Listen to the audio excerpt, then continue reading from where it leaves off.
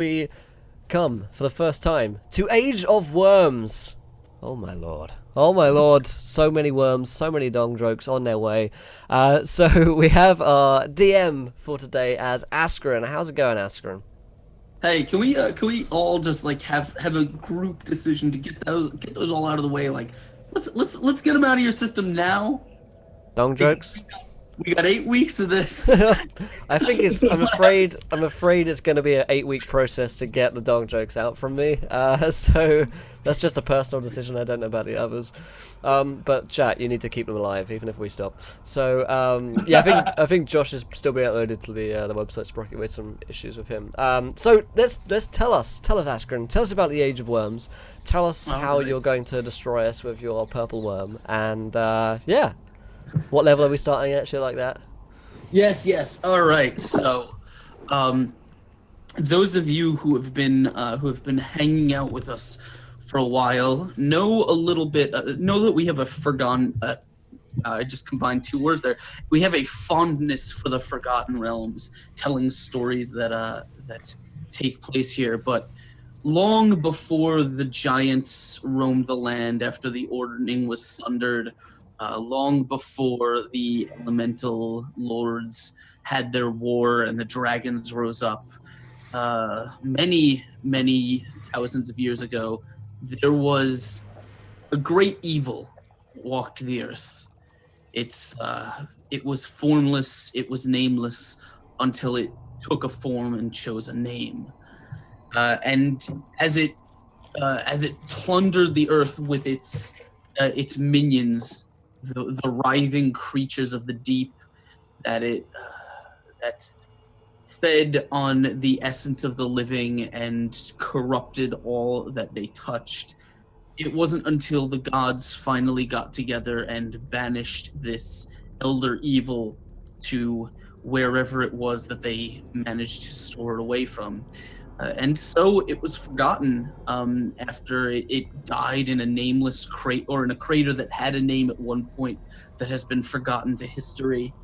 Uh, a name for the time of destruction, uh, known only as the Age of Worms, since vanished from the tongues of people, as it was far too long ago for anyone to remember. And so the years passed on, civilizations rose and fell, and we arrive at the present day in the Forgotten Realms, where things are going on much as they have for the past age. Um, Evils exist here and there. Heroes arise to come and save them. The forces of light and darkness battle, but nothing has really changed the face of the world in quite a bit. And what all now? I know a lot of this is very cryptic. There's a lot of names and details that are being left out here. But those are things that we're going to find out as we play the campaign. I don't want to give away everything just yet. No worries. So as the camera kind of pans in on our opening shot, as you can see on the screen, in one of these directions, I don't know which way, there's a town on the screen. That town is the town of Diamond Lake. Diamond Lake is a small kind of lakeside trade and mining town in just sort of in the hills of the Forgotten Realms of the Sword Coast. And our players are arriving here or have lived here as when the campaign starts, and we're going to go through who they are, why they're here, and what they're looking for. For those of you who don't know, we are starting this campaign at 4th level, and everyone has been given one piece of information that they are starting this campaign with. I guess Yeah. why don't we start with you? Tell us a little bit about who you are playing Absolutely. and why you're here in Diamond Lake. Absolutely. So, today I am going to be playing Marshall, who is a Liam Neeson paladin of vengeance.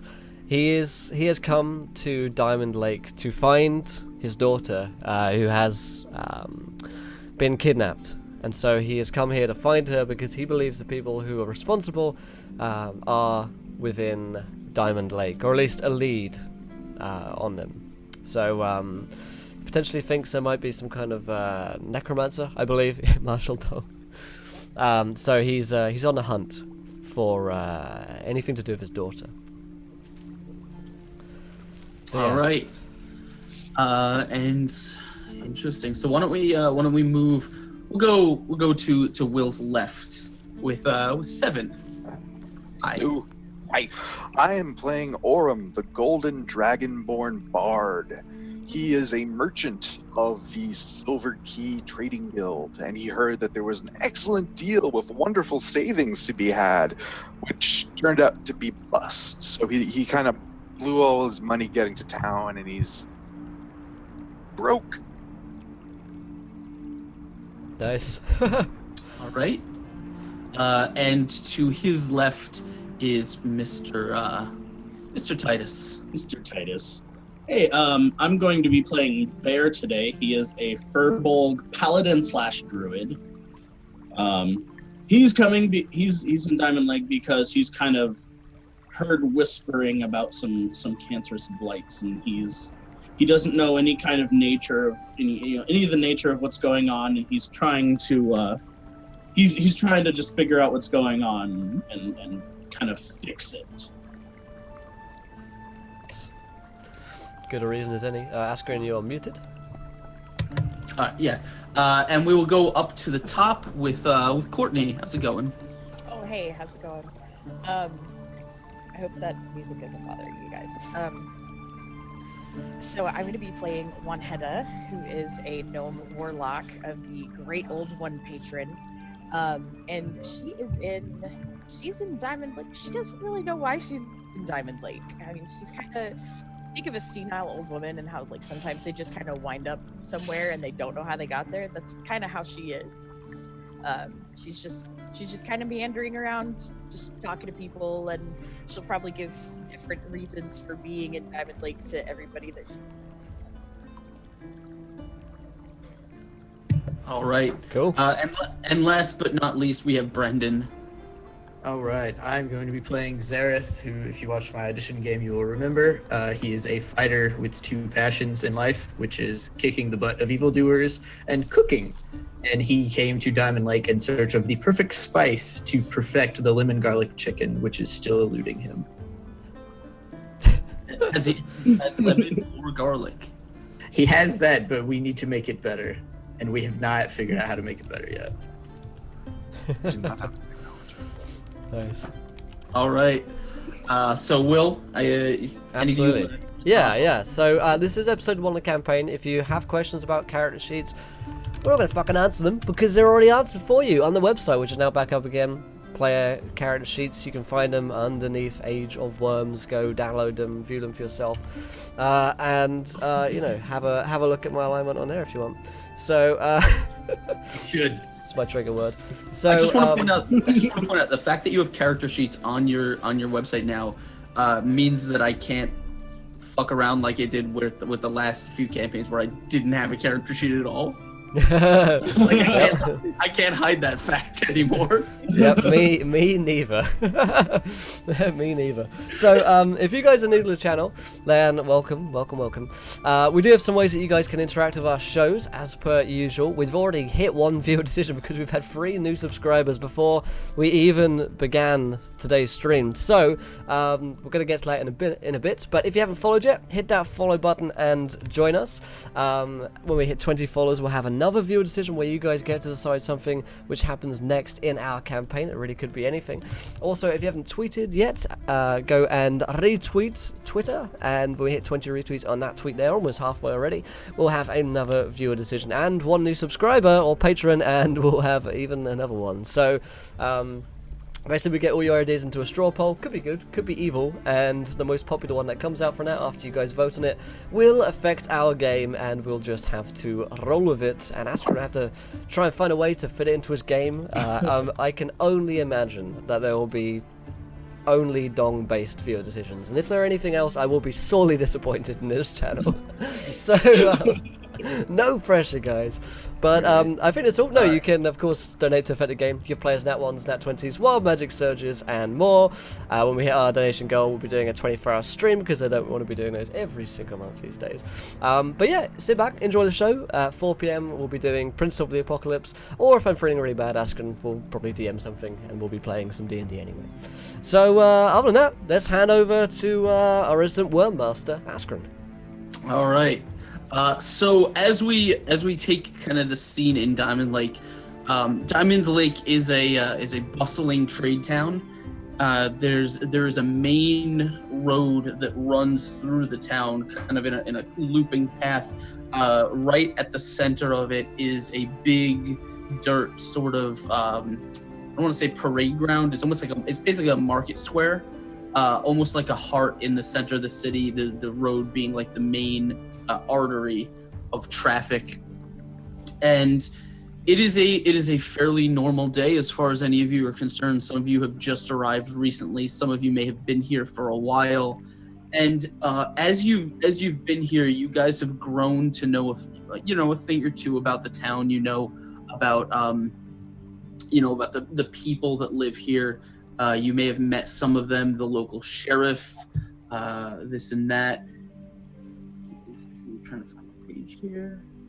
Local sheriff of this town. The pilot dongs together belongs together. Wait, who said that? I'm not looking. That's Bird versus Flame. Nice. 10 points to Gryffindor. Fuck you, Bird. No, so you guys were probably given at least either a cursory introduction or you've seen kind of walking around Sheriff Cubbin. He is he's a heavy set man, but he wears fairly ornate kind of scale mail armor. He looks like a well-trained fighter. Gives him kind of an intimidating presence. He's got kind of like a stubbly chin with like a little kind of a goatee kind of beard thing going on. And you've seen him get a little bit rough. He's not a particularly nice guy. And there's all kinds of there's other things in town, but we will definitely go over those as you decide to if you decide to investigate them. So why don't we? Is that Sheriff Cubbin? Cubbin, thank you. Yes. Okay. But he tends to be clubbing. Hey. Hey! What, in like bashing people's skulls in, or is he just down the clubs, like grinding on the purple worm? Maybe It's it's a little bit. He's down at the club beating Little- head. Little column A, little column B. Yeah. That's fair. But you guys know that the town is ruled over by mayor. Other than that, there's fairly standard appointments. Anything you may want to to ask about, you're welcome to. So just real quick, what are you guys doing today? I want to just one sentence from each of you to kind of describe what an average day in Diamond Lake is like for you guys. Maybe you've just arrived, maybe you've been here for a bit. So why don't we start with Blue? Orm's probably playing his hurdy-gurdy on the street because he's broke. So he's rocking out the hurdy-gurdy, trying to earn some money. All right. Maybe is he kind of keeping an ear out, or like for rumors, information, stories, or is he just kind of keeping to himself? He's keeping an ear to the ground because he's a bard, so he's always naturally interested in rumors and stories, but no more so than usual. Okay. What about Bear? Bear definitely is spending a lot of his time just kind of messing with the plants and the water. He likes to kind of druid craft some small stuff and kind of try to. He knows there's not a lot of plant life around in the area, so he's just trying to do what he can with that. And otherwise, he's just kind of walking around, being generally cheerful. Keeps himself disguised as shorter with this firbolg magic to kind of fit in a little bit better. Okay. There's not this particular town is in a little bit of a dry valley, so there's There's definitely farmland outside of town, but within town is kind of dusty, not particularly overgrown. What about Juanita? Juanita is at the local tavern. She kind of comes and goes, but whenever she comes in, she's generally allowed to like help out where she can. She hasn't been there all that long, so she hasn't actually been hired on. But generally tries to help out in the tavern on a typical day. Is she one to kind of to talk to people, to kind of gather stories, information, anything like that, or does she just kind of keep to herself? No, she's definitely a big talker. Okay. She'll talk to just about anybody. She'll bring somebody a drink. How's it going today? That kind of stuff. All right. What about Zareth? I'd be spending most of my day in the that main lot or market area you described, sampling spices, trying to find the perfect one, while also kind of not drugs. I see you. Sampling, or not sampling, but casually asking people if they've heard of this evil prophecy that he's heard of but doesn't know anything beyond that it exists, and if there's a call to fight evil, that would take precedence over the chicken recipe. Okay. And Marshall. Marshall is just looking for his daughter. So, any leads that he can find, probably the kind of guy that, he'll do anything to find information on her. So he's down dark alleys, he's in the dark corners of pubs, bribing people, intimidating people, and, making intimidating phone calls, that kind of thing. Does he have a lot of skills? Actually, he doesn't. He's got 2. Can I get an intimidation check from Will and a charisma check from Juanita? Absolutely. Let me check what my intimidation even is. Marshall. Haha, I clicked my character sheet on the website. Excellent. My intimidation is +3. So. Oh wow, Courtney. just pipped her. Got an And 8. they're off. Oh, that's 2 terrible rolls. Straight out the back. That one, baby. Let's go.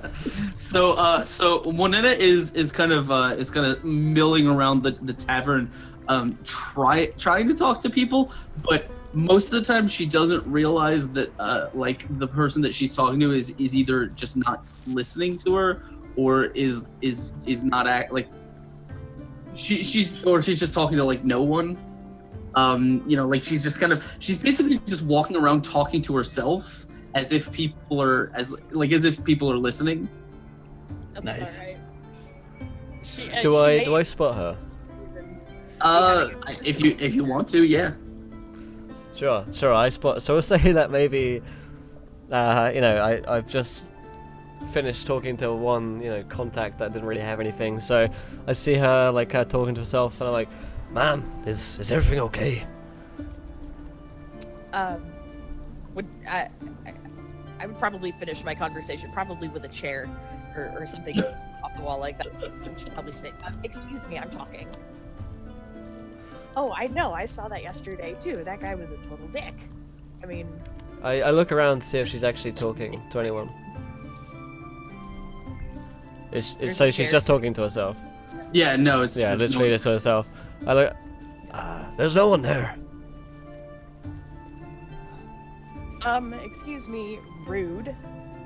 Clearly there is, and would turn back to the chair. Okay. And I take my seat back down. I just wanted to check she was okay, because he's Marshall's a bit of a white knight. Yeah. So you guys are kind of doing that. However, Orem, as you're kind of you're just chilling on the street corner, you see you see the town sheriff Cubbin. He is very angrily, he's talking to an older looking man. There's a man who is he seems to have wheeled a cart into town. The cart, as far as you can tell, is covered with what looks looks like some personal belongings, a little bit of some freshly pulled vegetables or something that look like they were just pulled out of a garden or something like that, and not a lot else. And he's talking to the sheriff, but the sheriff is not being particularly cooperative with him. And you can just make out snippets of their conversation as the man is like he's kind of pointing off out into the distance, and he says from what you can gather, he seems to be talking about his farm, which was attacked or destroyed or burned, something like that. Oh, that's interesting. I put my hurdy-gurdy in its nifty little carrying case, little faux lever, and I get up, I pick up my hat, put it back on, there's no coins in it, and I kind of scuttle on over. He says, "Excuse me, what seems to be the trouble here?"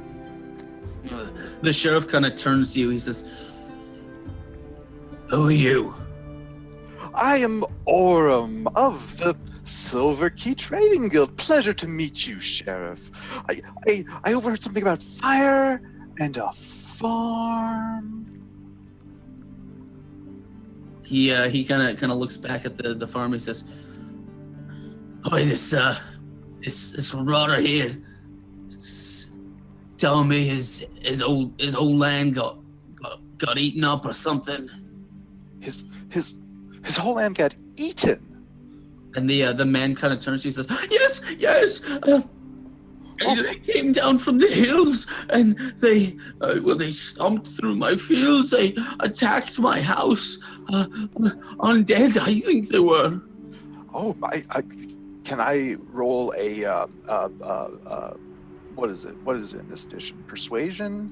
What's that? Yeah, persuasion to try and calm him down. Yeah, sure. Easy there. It's gonna be all right. You're safe now. He kind of looks at you.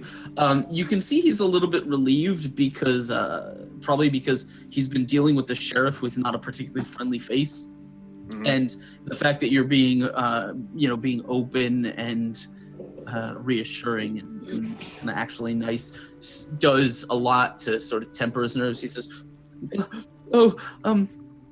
"My family and I are safe, but I don't know what we're going to do. We can't return with those things crawling through the hills."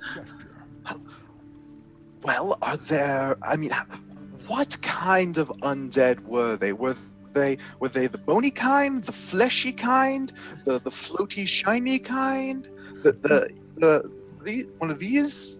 He says, they came in the night, but they looked like freshly dug corpses. Well, maybe, I don't know. Oh, well, how many were there? Was it a baker's dozen? I don't know. I got my family and we ran. Well, that's good. Are they all right? I don't see them round. Yeah, yes. They're over in with my sister in her house. We're fine. That's good. So you're fine. You're fine. Yeah, he says, "Yes, but my farm and those creatures out there." Yeah. Well, that sounds like a very serious problem that I could ask around and maybe find some adventurers. We could maybe clear out your land for a nominal fee. He says, "Oh, I have nothing to pay with, but if you would be so kind as to make my farm safe to return to." Not even a bit of produce you could spare? Oh, you're welcome to whatever is still in the fields. Beautiful. That's all I did. Thank you. Where is your farm again? Oh, what's your name? He says, I am Father Hamsby. Father, you're a man of the cloth. I was in my youth. Who did you pay homage to, Father? Timora. Timora. I'm a Hermes man myself. Yeah, he nods. Says, well, as long as we all represent our faith in different ways, but as long as the ideals we serve are just and good. Yes, sure. So, what kind of produce do you have on the farm, would you say? Turnips! The best! It's always turnips. All right. And where did you say your farm was? He says, oh, just follow the road out to the north. That's when it'll start venturing into the countryside. If you see a farm with smoke rising from it, I'm sure that's it. Smoke? I thought you said they were the fleshy... Well, I assume they came to destroy the place, but I didn't look back myself. Fair enough, I suppose. All right, I'll gather up a band of rowdy adventurers eager for the thrill of battle and turnips, and we'll clear out your farm. The sheriff kind of like looks at you. He crosses your arm. He says, "Right, I don't care much what you do, but don't be expecting any kind of reward from me." Any good word you can pass on about the good works of Orem would be more than sufficient of a reward, Sheriff. Sure, fine, whatever. Excellent. Now, are there any rowdy band of adventurers in town? He says, "Oh, it was a group just through here recently, looking for work. Hmm. I think they was down at the Feral Dog, the tavern over there." That's a good name for a tavern. I'll go check the Feral Dog. Thank you, Sheriff. You have a blessed day. Also, Skagif donated £3 and says Askren needs all the help he can get. He's outnumbered. Take this. Natural 1 to shove in the face of any PC when you need to. I know you want to. Thank you, Why would you Skagit. say Oh man, thank you, buddy. Skagit. Thank the hero for following as well. You're a gentleman and a scholar. Welcome to the adventure. Hero. I gotta stop. Hero, by the way, also known as David Hemingway, is a friend of mine and the guy who Makes made maps, all, right? Tokens Yeah, and shit. the maps that you are seeing, you will be seeing on screen today. See, nice. I know who you are, Mr. Hemingway. I've seen you on the Twitters. Welcome. Cool. Yeah, he's awesome. He was actually hanging out with me, helping to write this adventure last night. What a cutie, you two on your little date. Ah. All right. Swapping dong jokes. Oh, all night. Askren, maybe you should have some worms in there. Maybe I should, David. So you guys, Orem, you were on your way towards the Feral Dog Tavern. As you didn't venture out of town much yourself, you're not really a wilderness type of guy, but you do know a little bit about the area, and you know that outside Diamond Lake, there's kind of a smattering of farmlands. You know, your general local stuff, and then beyond that, this particular valley is slightly renowned for there's a lot of old like cairns, barrows, and burial tombs that are kind of carved into the land, the hills, past, beyond the farmlands. Most of them, they're very old. Most of them, as far as you're aware, have most likely been picked clean by looters and stuff over many centuries. But it's still every couple of years people kind of hear a rumor, that treasure might be buried in one of them. It's not uncommon. Very Skyrim-y. Yeah, basically. Yeah. All right. So you're heading to the tavern. Mhm. We will kind of make our. Well, is anyone else doing anything interesting? Bear, you were kind of you're kind of making your way along. Give me 1 second. I'm checking something here. It's never good when the DM checks. I know. Let me do something in secret. There's Is that already the lava again? Let me just roll this poison arrow. first 30 minutes of the stream, Bear dies. Oh, just so the audience has the mental image, has a little donkey named Humperdinck pulling a cart. Humperdinck knows. Why is there two of the same face? I'm super confused. Do you mean me and Brandon? Oh yeah, Because we're like I the just same. noticed. Oh my god. Oh You lord. guys are like brothers. Oh my We're god. like twins. Oh yeah, I guess if no one watched my edition game, yeah, we come from the same hive mind, so Yeah, that's yeah. This explains everything. why. Oh my So, god, Fagin a Tool School donates £15 and says Warwick's table for Aurum and Juanetta gets a potion from Imi. Thank you very much, Tool School. That sounds scary. That's a It word. is. Oh man. So okay, so let me bust open those tables for you guys, real quick. The Warwick's table is 1d69, correct? No, the Warwick's table is 1D166. 166. That's right. So Aurum, go ahead and roll me the 166. Nice. 166? 166. Oh no, Okay. you're actually right. I don't one of the. 111. So Brandon's Zoom crashed, I think. So it switched cameras around. So actually, there is two Courtneys. Sorry, you can tell I'm a bit out Yeah, of it they today, are. guys. Oh. I'm a bit out of it today. I'm gonna take that Fallout 4 reference. Nice. So you actually we'll say that the farmer before you left, Hamsby, he did hand you one thing, like something he managed to loot from his house on the way out, and he'll kind of hand it to you, and it's kind of wrapped in cloth. And as you unwrap it, you now have a belt of fire giant strength. Nice. Holy Oh my god. man. Praise the dice. Wow. Praise the dice and praise Hermes. What does it do, DM? What does it do? Hold on. Hella Strength plus 5 or something? It's like 25 strength, I think. Yeah, does it just flat stat you? Fire to- Gi- yeah, yes. So basically, what it does is when you wear it, it basically makes your strength stat equal to a certain number based on the type of giant that it is, and a fire giant strength is 25. Yep.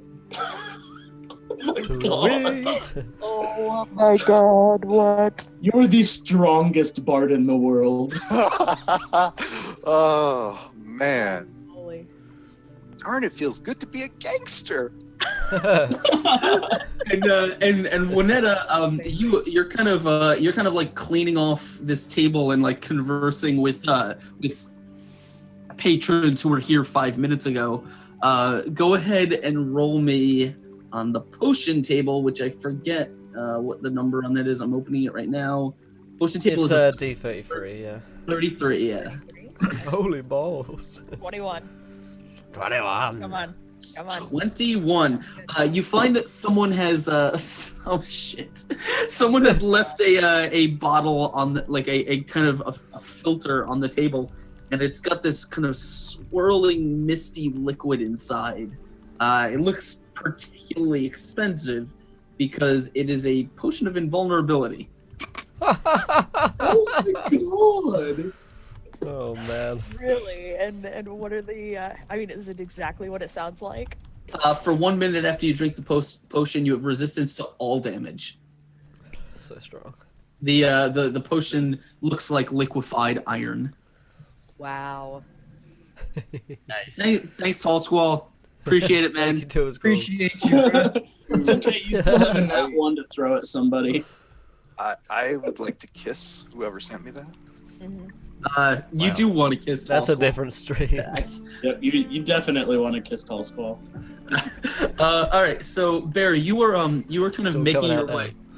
You're making your way by the, just through the square, just by one of the small kind of park fountain kind of thing, and you hear people. People are kind of talking, exchanging rumors, like gossiping, and you managed to kind of hear a couple people talking about. They're kind of talking, whispering to each other. They say, I hear undead have been crawling out of the tombs.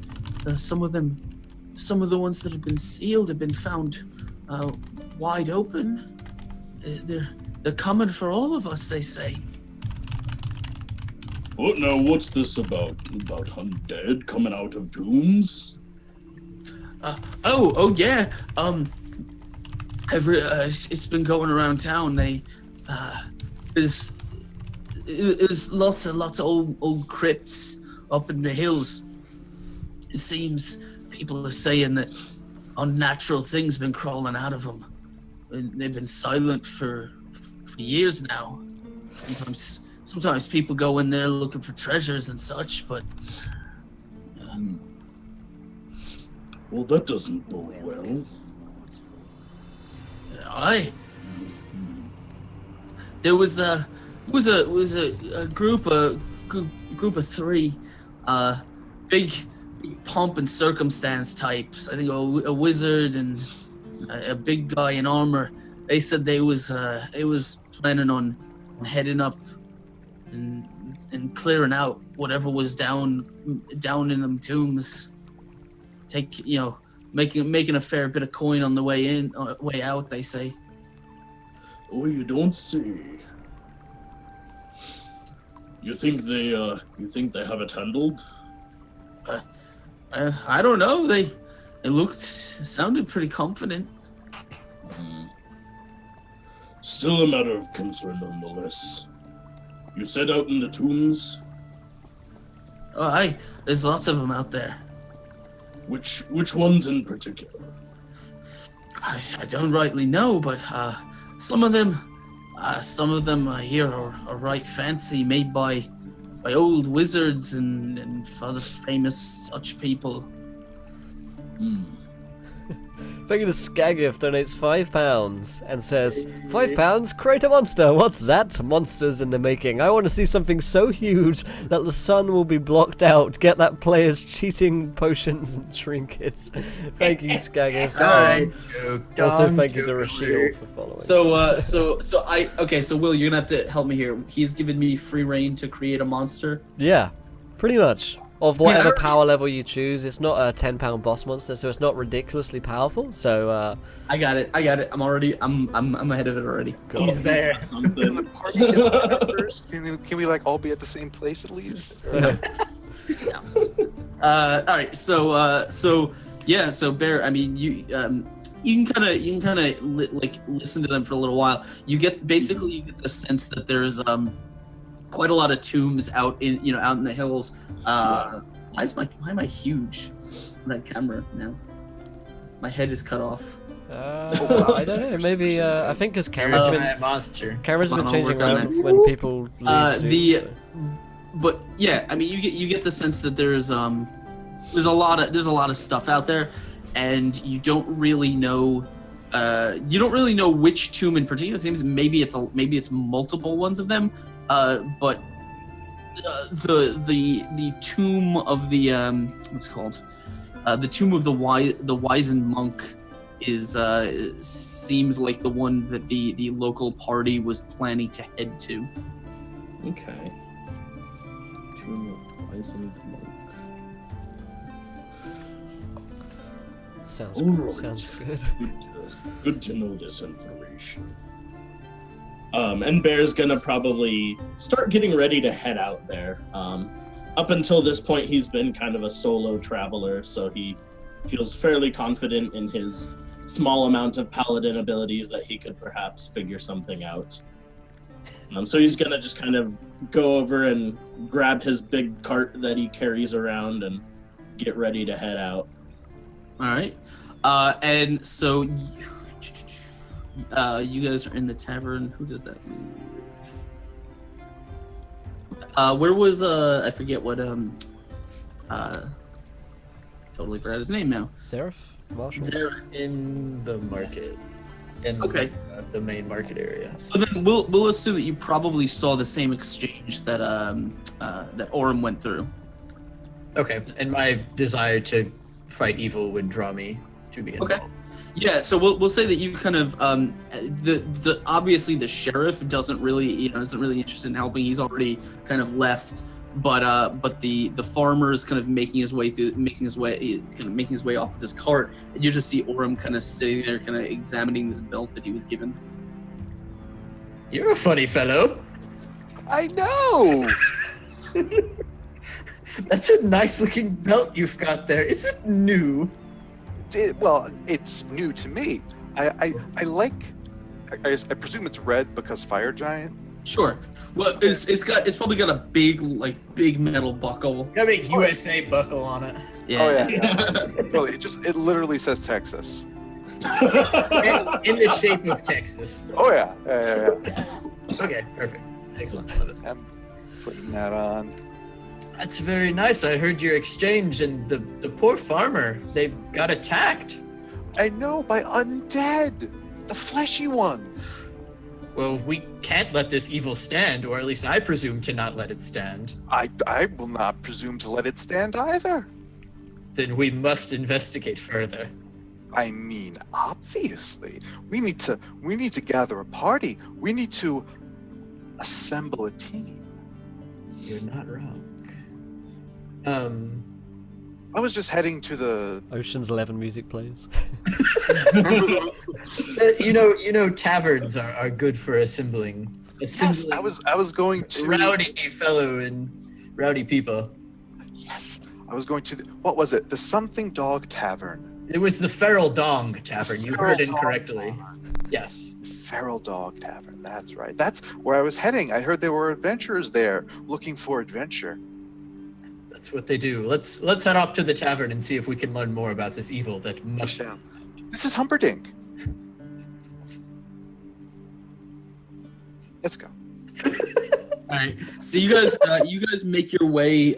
You guys make your way towards the feral dog, and as you guys are making your way there, we'll say you're kind of just arriving as the two who are still in the tavern.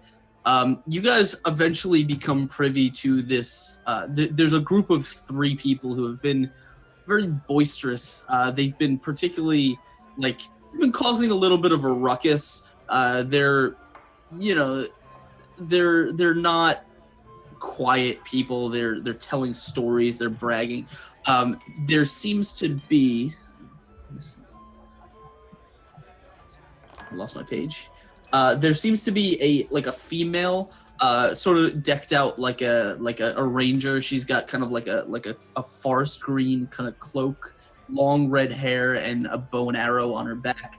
There's a dude, a big muscly dude in metal armor, who has a big great sword, and then a kind of rather spindly looking bearded wizard who just really thick, bushy, furrowed eyebrows.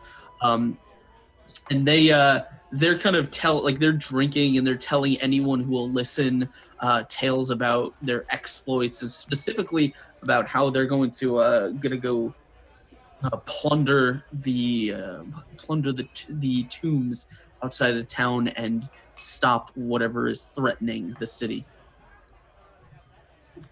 Orem and I made it to the tavern, yeah? Yeah, you guys are just arriving to hear all this. Okay. I would want to sit down with them, catching wind of what they're doing, and sit down and, hello, friends.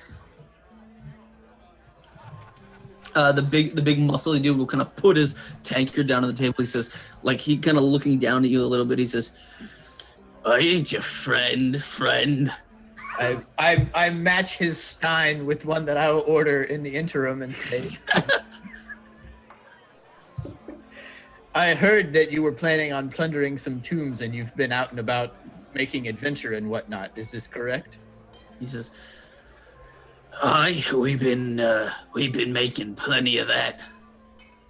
Tell me, do you know anything of this evil prophecy, or that this farmer's land was attacked recently by some sort of undead beasts? The wizard will say, "Yes, we know of an evil prophecy. It is a prophecy that we intend to stop. We intend to head to the tomb of the wise monk." The tomb of the wise. I like your plan to stop the prophecy. I am not one to sit and let evil happen. What can you tell me more about this prophecy, or what do you know about it? I don't know. All I know is there is treasure to be had down there, and if it is in our hands, it can be used for no prophecy. Can I I guess it would be like perception or insight, I guess, to check truthfulness. Yeah, sense motive. Hey, Or speaking of Foglaw, the 5 months. Thank you, my friend. Salute you, Which sir. would be just Gentleman. insight, Scholar. Yeah. Salute you.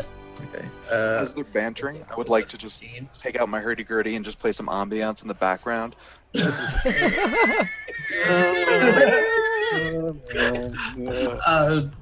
If you don't tell me more, he will continue.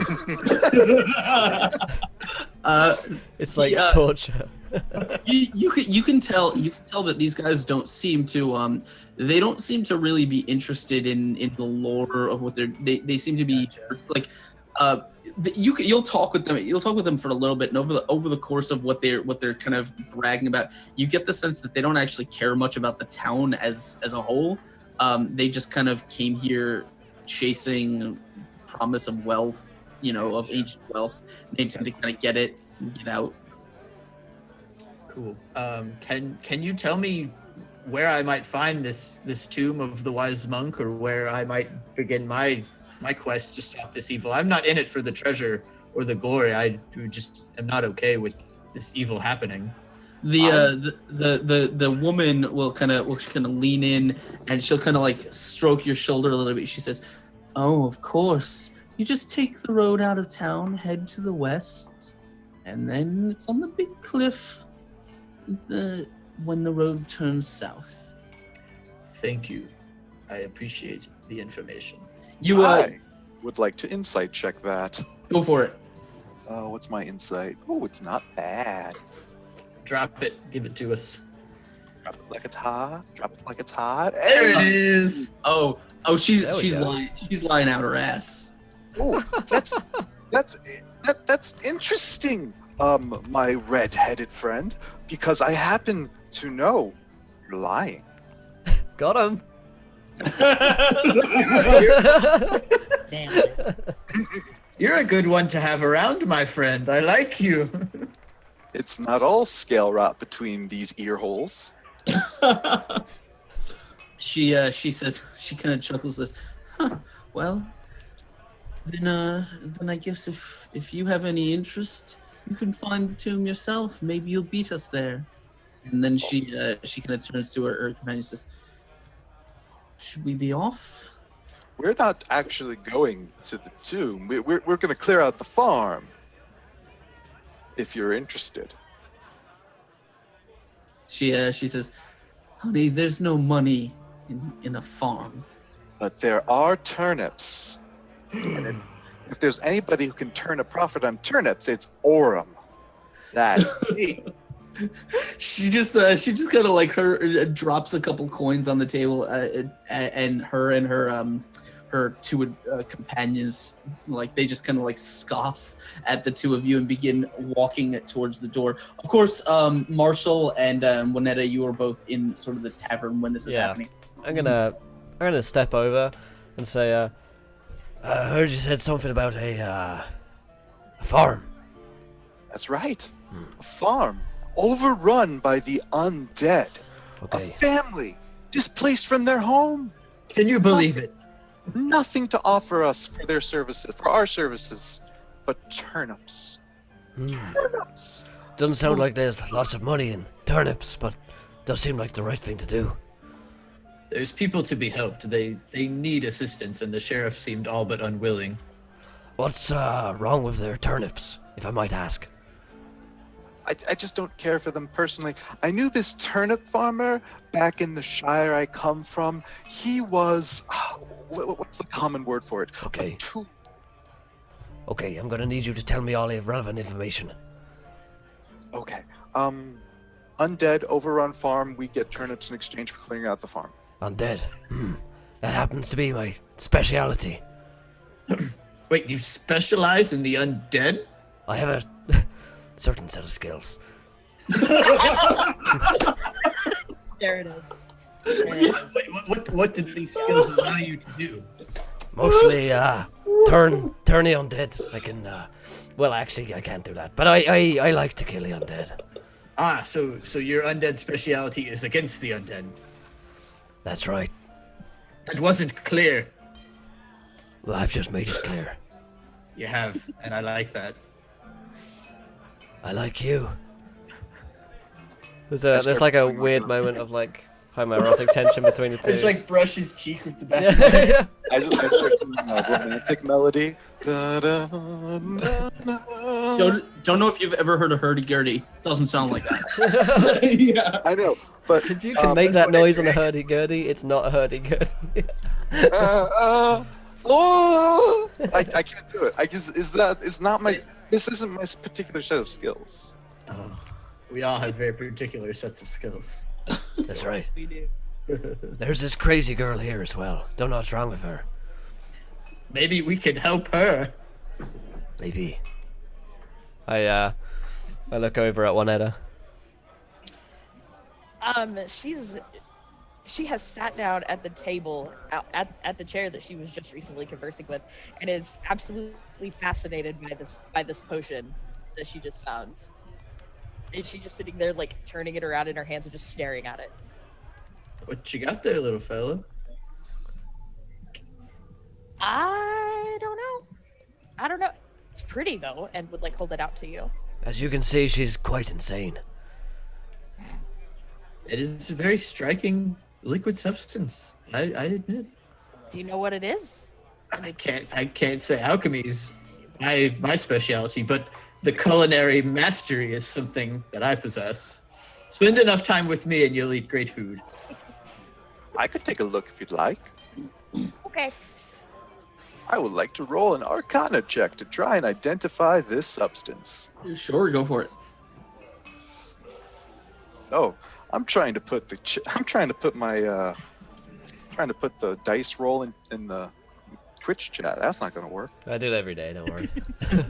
Not the way you'd like it to. This potion is far too powerful of a magic for you to like readily identify. This potion is beyond even my moderate experience. I won't be able to tell you what the magical effect is.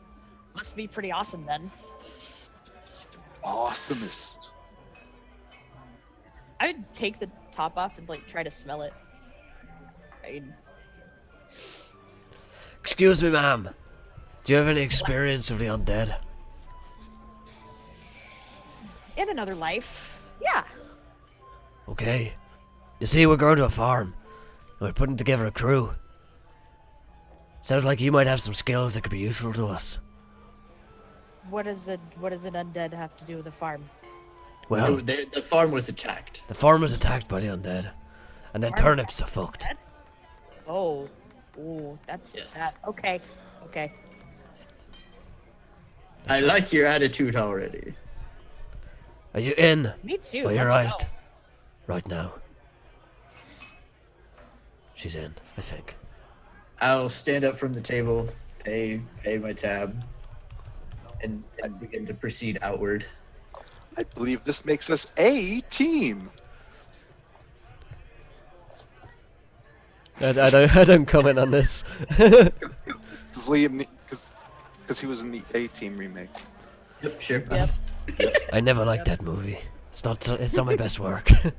It showcases skills. So Show my skills enough.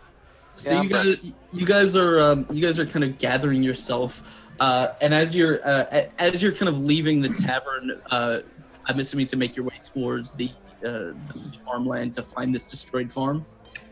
Absolutely. Okay. You're coming out of the tavern and you kind of spot a sort of rugged looking dude, dressed, furs and clothing that looks like it's been worn and weathered pretty well, kind of wheeling a cart out the main road of the city. It's kind of passing right by you guys. A little detail I didn't mention. Also, I have antlers that I kind of keep as a decoration on my head. Nice. So they're not functional, they're like decorative? They're not functional, they're just decorative. Beautiful. Love it. What are functional antlers? I don't You know. can gore You know, I things asked, with and them. then I'm like, Antlers yeah, are that's That's what functional are. it's You just can it, gore. I guess to it goes rut. to being a headband, like a headband with antlers or real antlers. If you've ever seen Hannibal season 1, you know what functional antlers are. I say, excuse me there. You look like someone who can handle themselves. I can. Can you handle the undead? And more importantly, can you handle turnips? Kind of looks at you, kind of confused for a moment. Yeah, what like- my friend? Go ahead. It's like, I can handle them, man. I'm heading out to the tombs right now. No, you don't want to go to the tombs. You want to go to the farm, where the turnips are. Why? Because it's the right thing to do. The farm was attacked by the undead. Is what And my friend is trying to tell you. And I happen to be looking into the undead. You see, I've lost my daughter, and I believe that undead are involved. Well, then it's Very well. They He kind usually of are in these turn- things. He kind of turns. You know, he's at this point. He's about five. He's standing about 5'8". He says, "Very well. I shall point me in the right direction. I shall go with you." All right. Stick with I us. point in the right direction. And then we walk I in will that turn direction. my cart that direction, and I'll just start walking. Onward, Humperdinck. together. So you guys make your way out of town. It's probably about an hour's walk towards the farmland, where you get a little bit of a sense of each other, and as you're making your way there, you you do actually see along the way, like, there's signs of like dead livestock that's kind of littered around the road and the grounds. There's stuff has been destroyed, but as you're kind of passing through, it's not like complete devastation. It just looks like maybe a few wandering undead may have passed through this way, kind of tearing down fences to get at cows or something like that, leaving the corpses there. But you don't actually see any immediate signs of them, because, I mean, most likely they probably just wandered away, like off into the wilderness. But you can definitely see one particular farm is a little bit more damaged than the others. Seems like they came through this way. Must be the one that was attacked. So it would seem. Well, there are turnips. We go. Yeah, we do have a viewer decision, Raquel. I'm gonna ask us to bring that in. Yeah, I banked that for later because I didn't want to throw it in right at the beginning, because Sure. it wouldn't have made any sense. Yeah. So that's in the bag. I haven't forgotten it, but we're gonna I'll keep. say as soon as we actually get out of town, Bear will let his Furbolg magic disguise self wear off and go back up to his full 7'8". You look Oh, hello. before. We're a motley crew, aren't we? Also, Will, I'm gonna AFK for 2 seconds. All right, buddy. Carry on amongst yourselves. Sure. I want to thank Viking Goth and Goplex for following. Welcome to the event, my friends. You're gentlemen and scholars. We hit 20 followers today. You guys are going to decide what happens next. I'm going to say I was in the military for several years, so I've got a background in just this kind of thing, protecting farms and the like. Looks like this one was hit pretty hard by a lot of undead. We'll make Farms sure- are similar to the forest.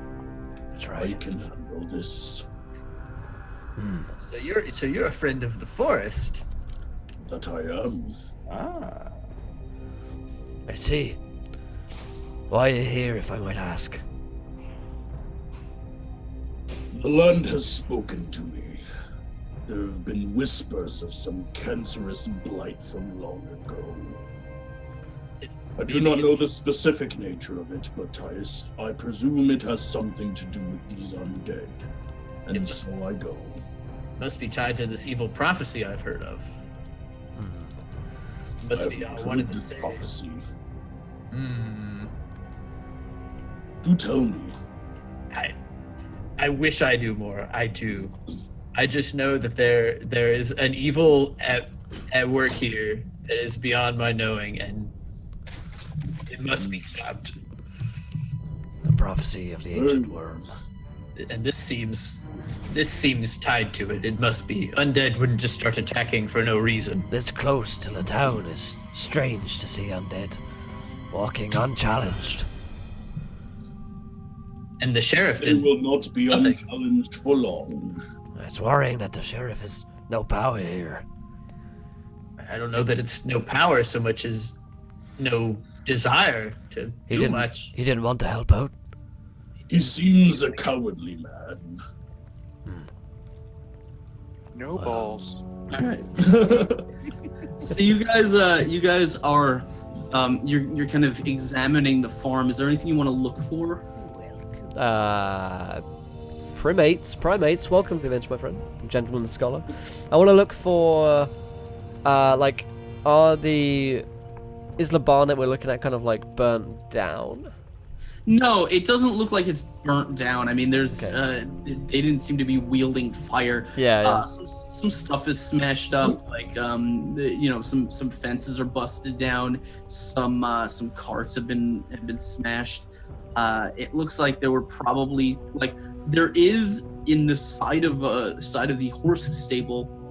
There is a pretty big hole that has been busted in the wall. It looks like whatever tried to get at the food inside was pretty strong. May I do an investigation check to try and get a feel for their numbers, how many there were? Yeah, go for it. A hobbit lay here. And another. And another one, and another one, and And another another one. one. Looks like 20 and hobbits or another 5 people. There's no signs of where this thing went, but you can definitely make out the tracks of at least one particular undead, probably a sizable stature, because it left fairly obvious tracks, and it kind of leads right into the big hole that it ripped through the barn. But much easier to follow is the trail that it left coming into the farm than the one that it left leaving. Are there any signs of life anywhere, like survivors or anything like that? It looks like this is probably just a single family house. They probably made it, or you heard that they made it into town. Okay. I would like to use my divine sense Okay. to kind of open up my awareness to see if there's any undead within 60 feet that aren't behind some kind of total cover. Okay. So you kind of meditate for a second, and you close your eyes, and as you open, they kind of flare with this brilliant kind of white greenish light. And for you, kind of your whole world turns this sort of hazy white, where anything undead would kind of be lit up like a torch. But as you're looking around, you can see kind of it's not normal that you see this. Usually when an undead leaves a trail, the trail itself doesn't you don't see its footsteps as evil in any way, but the trail that this thing kind of must have busted down through the trees and down from the hills beyond the farm, like every footstep you can kind of see is smoking this kind of inky blackness. So he literally leaves evil footprints. Fuck. Oh wow. Yep. And Looks Beryl like they just went kind that of. way. This thing, whatever it is very evil. How And it's I agree. It leaves evil in its wake. It's a perversion of nature and everything. And he's just kind of like clenching his fists. He sits Clenching his down the buttocks. cart. Just, Yeah. in an effort to not break the cart, he sets it down and just kind of like starts walking off, Yeah. walking around the area. I say perhaps we should follow this trail. I mean, Yes. clearly they went this way, and whilst the turnips are of course of primary importance, we have to deal with the undead first.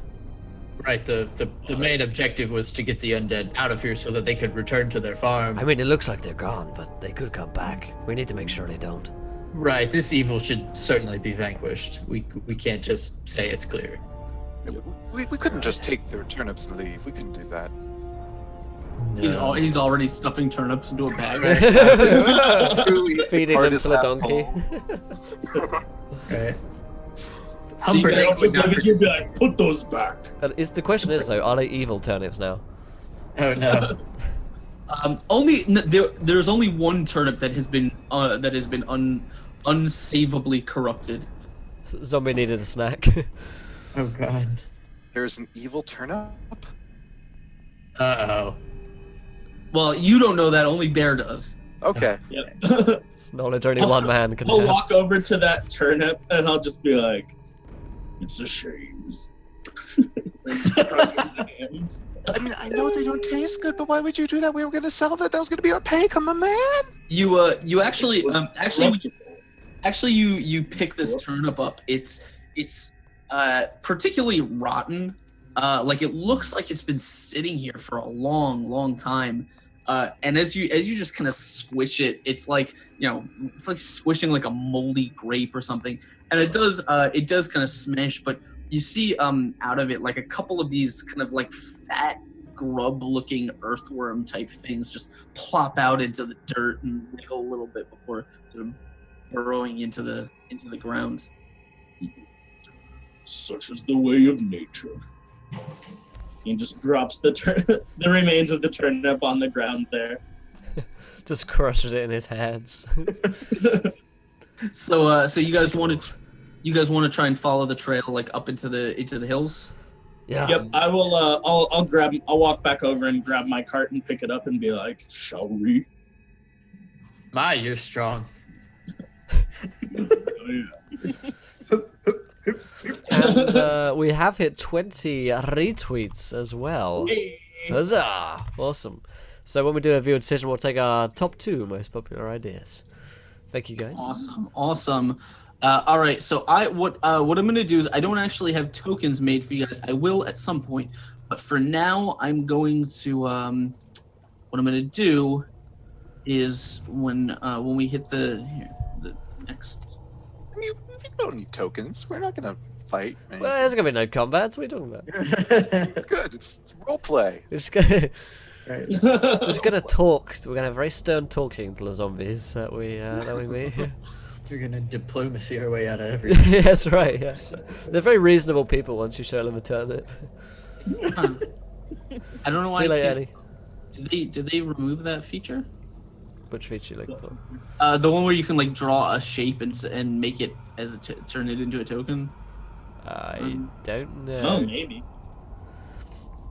Oh well. So you guys are making I guess we'll operate without it for now. You guys are making your way up through the forest and through the hills, and eventually you will arrive at a sort of clearing in front of this kind of rocky cliff. You've been sort of ascending pretty steadily for a while now.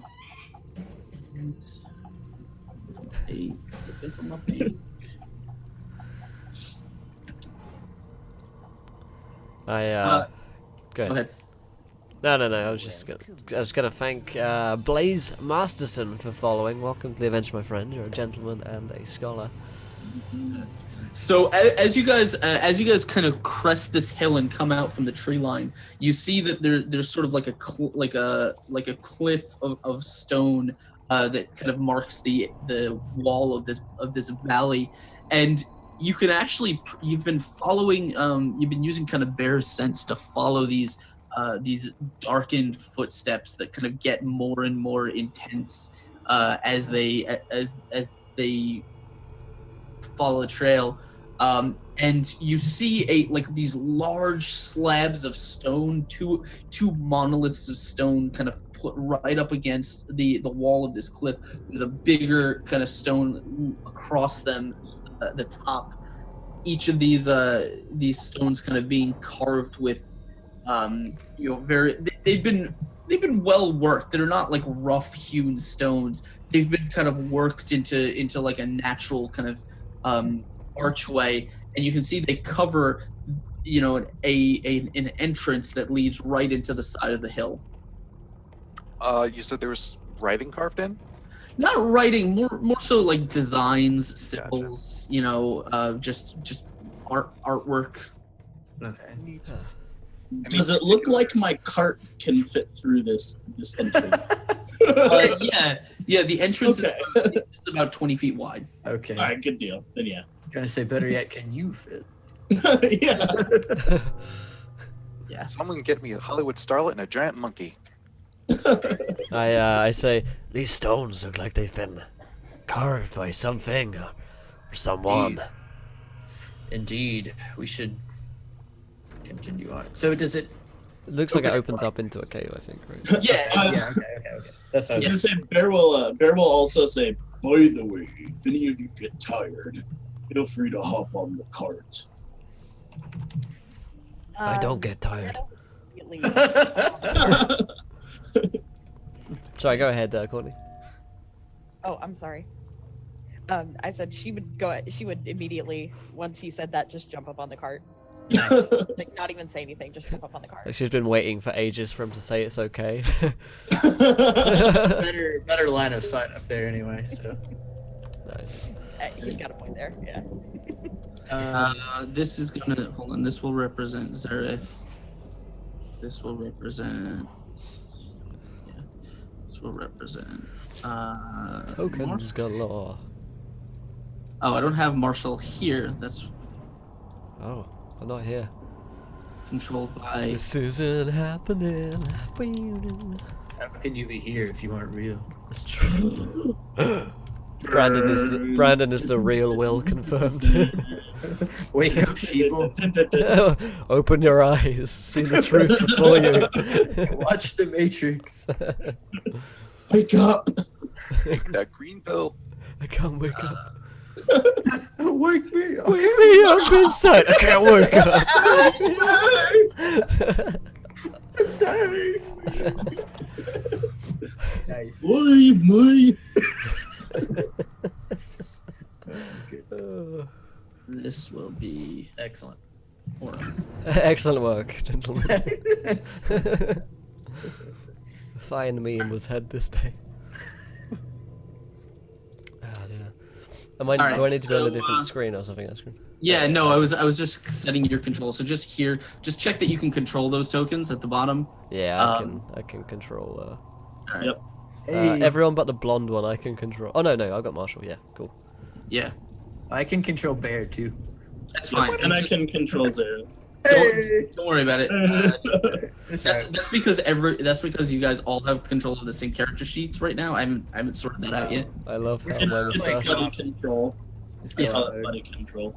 All right. So that's you guys, and this up here is sort of what you're looking at. Okay, cool beans. Okay. I would like to proceed forward. Absolutely. Okay. Oh. So the natural light kind of dimly illuminates a long hallway that extends into the mountain or into the hill into darkness. You guys want to make your way in? Yeah, I will. Yeah. I will light a torch. Yeah, I was gonna say the same. Okay. Let me reveal. I obviously did not dynamic lighting on this because it would. How very dare you? I don't know if I'll ever forgive you, Askren. Alright. Looks pretty dark in there. So as you kind of light a torch and you guys start making your way inside, you can kind of see that the hall, this wide cavern, kind of opens up in, as far as you can tell, in 3 directions. It goes straight ahead and then off to the sides. The walls themselves kind of bear these sort of horizontal geometric patterns that have been carved into the wall at about waist level. Interesting. There. Do you sense any evil? What do bear I see? Let's let's open up that divine sense again. All right. You can see, as your eyes flare up with divine energy, you can see more of these smoking, kind of darkened footsteps that trek their way through this cavern. But those are really the only things you get. Like it seems like that whatever that thing was powerful enough to leave a trace, but there's no other immediate visible signs of evil. Can you tell which way it goes, or is it just kind of? Yeah, you're following a trail backwards, so the footsteps are coming towards you. You're basically following them to the source. Okay. I would just like to state for posterity's sake that I'm leaving Humperdinck and the cart outside of the cave. Got it. Okay. I'll probably go ahead. If you leave your cart there, then I will. I'll just grab my club, my shield, and my great club off of my cart, and I'll leave those out as well. Oh, that's Hopefully they're there when we get back.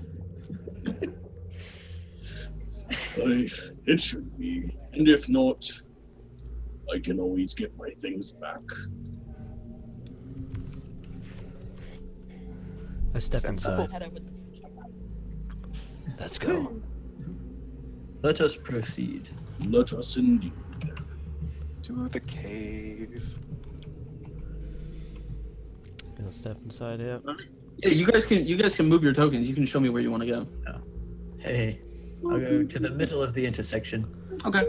See what it reveals. So the wide hallway seems to open up into two sizable alcoves on either side of you. Oh, okay. The alcoves themselves are not particularly interesting, though you can see resting in one of them. There appears to be kind of like a rolled up bedroll that's just kind of tucked into the corner of the western alcove. Can I do a survival check to see if I can tell like when it was last slept in, and if it was, what was sleeping in it? Yeah, sure. 20 plus 4. Oops, I gotta do slash roll, huh? So you kind of unroll this a little bit. It doesn't look particularly well worn. Whoever used it was probably not didn't use it all that much. They probably weren't a seasoned traveler, nor were they probably particularly big, as it doesn't seem to be flattened out or anything. Probably a smaller human. Gotcha. Doesn't look like this was used for very long. I can't imagine anyone would want to stay here. And I will leave the bedroll. It's not too bad. I could see myself staying here for a little bit. I walk up and with the take the exception of bedroll. evil. All right, so you are making your way on. Nope. This is what we want. Adding that to my inventory.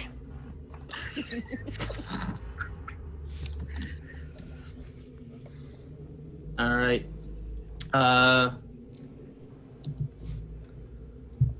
You see that again. There's the hallway kind of comes to another intersection, and as you approach it, you can see two more even wider alcoves. These ones, here. The western hall extends probably about 40 feet before ending in what appears to be a small marble platform raised about 6 inches off the floor. A strange kind of like there. It looks like something was sitting here at some point. You can see like a metal stand. It looks like it held something, but whatever it is was probably very large. Is long gone. The right side of the hall seems to end in what appears to be like some sort of a complete cave-in. Oh, wow. You said that there were geometric shapes carved into the wall. Yeah, I would like to arcana that. sure, go for it. They don't look like magical runes. They look, or they don't look like spell casting runes. Though they do sort of remind you of. Some of them appear to be like have some significance in in magical circles. You're not a wizard. You haven't studied like deep magic, particularly, but you do kind of recognize these or similar things to these. Meaning this tomb was probably very old and carved by a slightly different culture than this. So they're not druidic. No, they're not druidic. As someone who's fluent in Elvish and Dwarvish, would I recognize the kind of cultural significance of these geometric patterns? Yeah, maybe. Historically these were probably imported from a culture that is a little bit foreign to here. It's neither Elvish nor Dwarvish, but you do know a little bit about foreign cultures, and this appears to be these were probably some kind of foreign version of wizard runes. This is interesting. These runes appear to be a foreign interpretation or dialect of some sort of wizardry. Interesting. Wonder what we're getting into here. A tomb. Of who? Or what? Or when? Wow. Or why? And we all let's find the answers to these questions. we all look into the camera for a second. So you guys can see up ahead that the hallway continues, and this time it opens up in a fairly large way. Ooh. 1 second. So the shaft gets bigger, huh? Bigger shafting, okay. Yeah, as it goes deeper. What did I expect from this one? Nice. The wide dong. So you're saying it kind of mushrooms? It's so far this dong is barbed. Like So you guys can see that the central hallway opens up into a large chamber with wings leading to the east and west. Across the chamber to the north yawns a 20-foot wide open arch that is draped from top to bottom in translucent cobwebs. You can see kind of they pretty much obscure your vision of beyond, though you can see that through them shimmers an odd green light.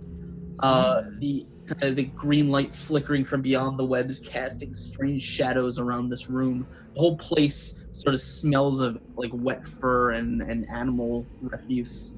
To the west, there are 3 short stairs leading up to a wide marble dais, but the far end of the wing is obscured by darkness. You can see the like off to the east. There's huge slabs, kind of cracked masonry, and irregular piles of scattered debris choke the wing here, kind of giving the appearance of more collapse. So the cracked masonry looks organic, like it just kind of decayed. No, I mean it looks like much like you saw the chamber before it had collapsed. It looks like here the same thing has happened. So it doesn't look like something was exhumed. It just looks like. No, it doesn't look like this was dug out and put here. It seems to appear like this stuff caved inwards. Gotcha. I will approach Vine Spiderwebs and try to take a cut. Try to get him out of the way there. Yeah, you can slice through. Do you want to like slice through big enough to walk through, or just big enough to look through? We'll do about half, like torso size, just to kind of like get a decent view. Just cut yourself a little window. Yeah. All right. Japanese game show. So you kind of slice through the webs and you kind of pull them away, and you find yourself looking into looking down a short staircase.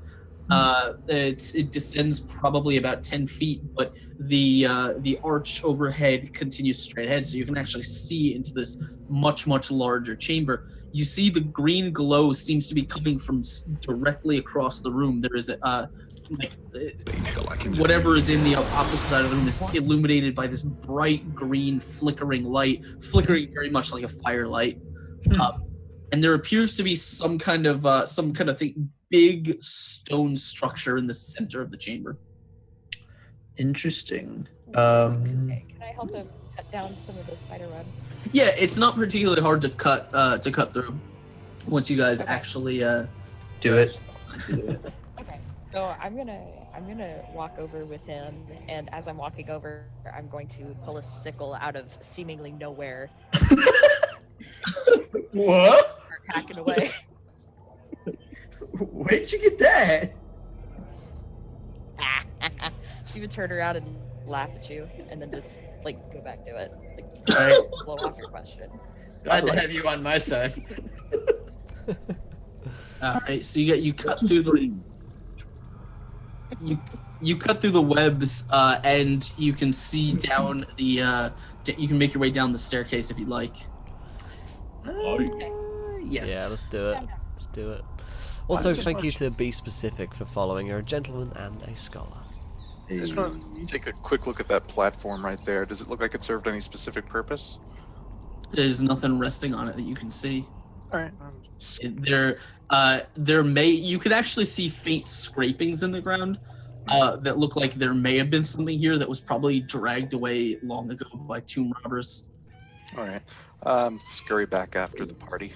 All right, give me 1 second to do this. Alright. Hey, what's up, kitty? How's it going? Yeah, sorry guys if I'm getting less and less talkative. I'm sneezing and crying. At the same time? At the same time, yeah. You're having an allergic reaction to an emotional moment. Yeah, no, the Yeah. game is just that powerful at the moment. I take pride in my work. Yeah. The shaft is just so beautiful. Destroying the emotions of people. Love it. Oh my. Oh, baby. Oh my. This is quite cool. All right. Gotta get So, that green. A wide dais spanning the back half of the kind of. Oh, was that? Oh, that was the dais there. I totally forgot to read my notes on this. Orum, when you examined the dais, you did see that there was kind of a faded fresco on the kind of the walls around this dais. That from kind of where you were, they were all seeming to point to the center. If you saw this, when you kind of if you were to walk to the center of the dais, the paintings would kind of make it look like you were standing within a massive room with 7 hallways kind of radiating outward from a central point, with kind of a chain dangling from the ceiling at the end of each hallway. You notice that there probably was if the thing is anything to go by, each of the hallways ends in a color, but most of it has been stripped or scraped away, leaving only the green hallway still painted. Gotcha. I'm gonna make a religion check on that, Okay, go for it. because there are layers there. There are layers. You're not sure if this is religious in some way. It's definitely like there's definitely symbolism going on here, and it's not. We'll actually say that it's not immediately relevant or obvious until you kind of step into the next chamber. But from what you can gather, this is like this is definitely, you can see signs of kind of magical runes and study and this and that have gone into the paintings. So whoever painted this, most likely whoever constructed this tomb, was probably some sort of powerful wizard. I would like to convey all that to the party in so many words. All right. So when you try guys pulling on any of these chains? when you guys step into this room, the stairway descends into this immense domed chamber with the 7 short tunnels branching from the room in all directions. You can see at the end of each one is sort of a thick chain dangling from the the ceiling above. However, only one of them is illuminated by what appears to be sort of a lantern flickering with bright green flame. If there was a lantern at the end of any of the other tunnels, it has been removed. Okay. Opposite the entry stairs, obviously, kind of a bright green lantern containing what looks like fire or torchlight casts this kind of weird, murky light around the room, kind of countless chips of glass and shiny metal inset into the ceiling above, reflecting the light, sort of giving the weird impression of like starlight and falling snow. The dome starts about 10 feet off the ground and kind of reaches an apex 30 feet over the center of the room. Directly below the center is what appears to be a marble sarcophagus, sort of a milky white bas-relief figure of what appears to be a human resting on the sarcophagus lid. The sarcophagus is actually sitting upon a marble dais. This I'm is gonna jump up there and I'm gonna look at the sarcophagus. Okay, what do you wanna check out? I think I'm gonna roll Arcana. What? Anything? Anything magical about the sarcophagus? Go for Yeah. it.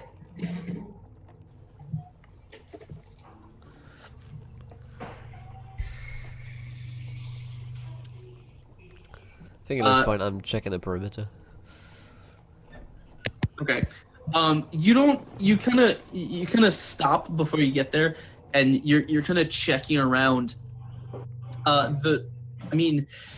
There's definitely hints of magic, of lingering magic here. You can just detect that kind of naturally, being a spellcaster yourself. But what it is and why you're not sure. It may be remnants of an old spell.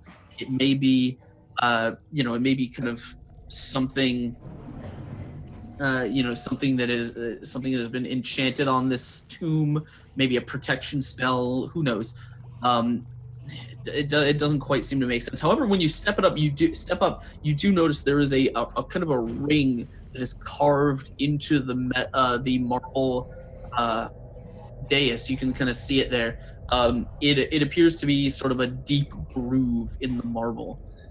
And before we move on, actually no, go ahead. Oh, that's reassuring. No. I didn't know if I wanted to do something now, but I decided. Actually, dude, no. Walk into the trap. No, go ahead. All right. So the other 6 little alcoves, you said the chains were now gone, or the light was now gone? The lantern hanging at the end of them is gone. Oh, okay. So it's just kind of like a chain with nothing at the end there. Yeah, so Okay. broken at different lengths, but yeah. Okay, cool. What do you suppose happened to the other lights? Hard to tell. Could be grave robbers. Those people back at the tavern seemed they were interested in plundering more than doing good. What do your evil senses tell us about this one with the green light there? Anything? Divine sense. Brightest day through darkest. After this, I'll have one more use of it. Okay. The only thing you can tell is that the footsteps, the ones that you have been following, they seem to have come from this way, and they disappear like in that alcove. They just stop. I will say exactly that. I will take out my scimitars. I guess I'll like cautiously approach like the very end of the, like kind of where the green light meets. I Like, get the you. shadow / the torchlight. You see what I did with it? Yeah, I get you. Okay. You're looking in. It just seems to be a like an alcove that is lit up. It's exactly What if we draw the light crossbow and try to shoot the lantern? Sure, go for it. By the way, Juanetta, did you want to do anything with the sarcophagus while you're there? Like, did you want to investigate it in any other way? I might try to. I mean, just for the lulz, like try to open it, but I don't imagine I would be able to. I just want to know if you're investigating it in any other way. No. Okay. So you don't want to try and open it. You don't want to do anything with it. Yeah. No. I because she said I might try and do that. I don't know if she's actually doing that or not. Sure. Yeah. Okay. I would try to open it. I just Okay. imagine I would actually. Are you sure you want to open it? Don't you? You want to open the trap? Yeah. Yeah. Listen, Yeah. Lord, do you want to open it? No. It's you guys understand when someone says something that's very Yeah. middle. I'll All right. So you wanted to shoot at the lantern. Go ahead and roll me an attack for that. Okie dokie. Do you really want to shoot at that? Do you really want to open this up? Well, I committed. No, didn't I? see, that was a definitive statement. He wanted to shoot at that. A 17, yeah, you ping right off the metal lantern. It kind of swings back and forth, just casting this green light in like across the chamber in really, really strange ways. And Juanetta, as you kind of go to sort of push on the lid of the sarcophagus, Will, I'm going to ask you if you want to go ahead and throw a line in chat because we're going to bring in our first viewer decision. I want you guys to tell us what you think is going to happen next, because there is definitely something that has been done to this sarcophagus, something that has been either left here to prevent tomb robbers or possibly a magical clue. I don't know, maybe it explodes in a ball of fire, maybe it summons 10 Baylors to ruin everyone's day. No. Maybe. Maybe. No. Throw your Box. throw your ideas in, songs. throw your ideas in chat below the line that we'll just put in. Absolutely. Get them in quick. Get them in quick because we want to keep things moving. But throw your ideas in chat and we will pick the best one. Absolutely, guys. And if you haven't followed yet, hit that follow button and join us. We hit 20 followers today. You guys are going to get another viewer decision. So let's keep all this crazy Baylor shit going. Right. No, you don't say no.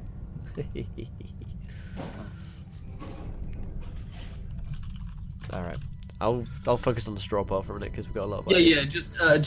I guess cut it off when we get a couple entries in. Their dongers split out and attack the party. Yeah, we got a bunch in. So I just set it up now. Oh man, I just almost split it. I'm getting so many vibes, and I'm trying not to meta, but it's, Oh geez, so many fucking viewer decisions here. So many. It's wonderful. only It's be gonna one. be a Proud of spicy you, one. chat. All the dong-based I don't decisions. know. I want something mild. I want like white people food. I want McDonald's.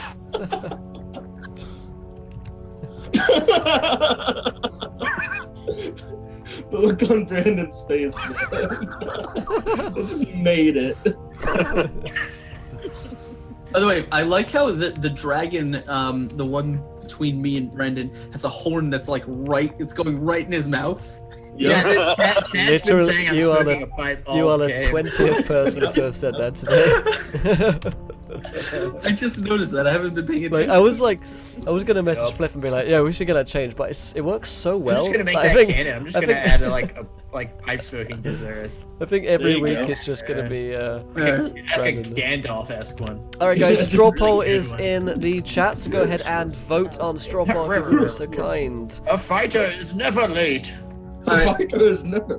Guys, so we got that straw poll, and there's a lot of choices. So get your votes in quick. I'm gonna give it 3 minutes, and then I'm gonna pick the winner All 3 right. minutes on the clock, Jeff. because we are on a clock here. So 3 minutes. All right. Cool. So in the meantime, And among yourselves. Well, we're not gonna go directly into that. I guess what are Marshall and Orem doing? You guys are just chilling, away from the rest of the group. securing the perimeter, looking for my I daughter. guess I can make. I'll tell you what. I'll tell you what I think his instinct would be, and you tell me what I roll for him to gauge whether or not that's the case. Does that make sense? Sorry, I missed the first half of that. What's up? Basically, I want to see if he can gauge whether he's got the right vibe from this. So if he's like, oh, is this an X? Like he thinks this is like there were like 5 seals holding something in, and there's only 1 seal left. And I want to see if he gets that vibe or not. And I don't know what to roll for that. I'm not following. Okay. Basically Orem's going, this looks like there's only 1 seal holding something nasty inside. And I want to see if he gauges. So you want to see whether you think this is a giant sort of magical Cage, kind of, yeah. yeah, I guess. Roll me an Arcana check. Arcana, okay. I think Marshall is probably just kind of securing the perimeter at this point, sneezing into his handkerchief. All right. It's a rough day to be an adventurer. All right. So we looks like we have a winner. Juanetta, as you push on the lid of this sarcophagus, the lid does not actually move. However, like the sides of the sarcophagus kind of like chunk, like slide down, and around, basically swarming around your feet and over this marble slab and down into the room is a swarm of scarabs that are going to pour from the side of the sarcophagus, and they are going to attack you. Now they are going to catch you definitely by surprise. So Yeah. let's see if I have any swarm tokens here. Bats. I have a lot of bats. Flies. I like these. This is good. Yeah, sorry if I missed any viewer decision, guys. I'm just struggling. Doing my best. I think that's the best swarm I have. Are we still taking the top 2 results for this one? Nope. I'm gonna do the next one at the next one. Okay, we're doing. No mistake. No. It's just because I wanted to. I decided I wanted to use one here. Okay. So as this swarm is going to pour out, give me 1 second here. Also, Modesto wants to use his wild magic subsurge on me. So, I will go ahead and do that. But no, I completely agree, dude. Warrior's best. I'm drinking plenty of peach juice, fuckboy, don't worry. Sometimes I forget I've renamed Richard as fuckboy in my chat. Alright, so you are getting a Yeah. you get a wild magic? It is 4,083. Hopefully it's a cold cure. 4,083. Let me look that up right now. I've got it here if you want. Oh, you got it ready? Yeah, any missile weapons carried by the target have 10 times the normal range. I've got a bunch of javelins on me, so fuck yeah. I can throw them really far. Snipe a guy. No Longbow scope. range javelins. Just Oh, Nice. Good. Good Nice, one. nice. that's true love. I was like, jeez. No. Richard is the one and only fuckboy. He loves his position. All right. So, at swarming over Juanetta is going to be this massive swarm of scarabs, and as they pour out of this strange sarcophagus, they are going to pour over you, catching you by surprise, and rolling an attack against you. 1d20 plus that's That is a 21 to hit you. That'll do it. Yeah. Nat 18 dough. So you are going to take 6 damage as this swarm just kind of like chews into you. You are like as they kind of climb up on your clothing and like their bites are getting everywhere. And you guys probably hear the loud scream that fills the chamber as all this happens. Yeah. I'll, What's up? Since it's a swarm, I have a reaction to me getting damaged. Yes. Or- Is it your What's review? Yeah, I'm gonna say not on this turn because it was a surprise attack. I roll. But as this is happening, we are going to roll some initiative because these things are just gonna keep coming. Oh boy. Let's see. Okay. So let's get some initiative, everyone. Throw it in chat.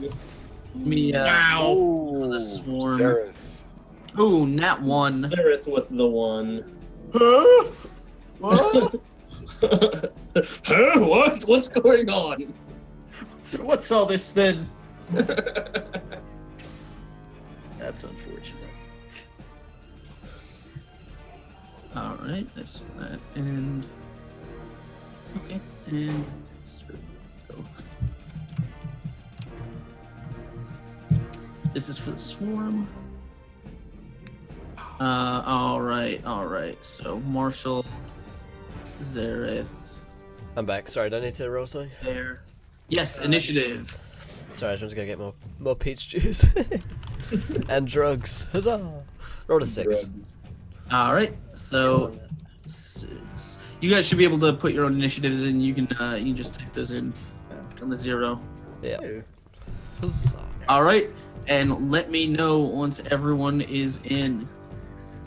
Hopefully, Will, you got some swarm fighting music. Oh yeah. So I'll put You on my can swarm. take the second instance of bear off there. Right. Cool. So who am I missing? You're missing one Hada. There we go. Yeah. Got it. Uh, Gotcha. I'll Okay, take a seat cool. for a moment. Sort descending. That means the swarm is going to go first, and on his first turn, it is going to actually continue to pour out of the sarcophagus, which means it's going to grow just a little bit.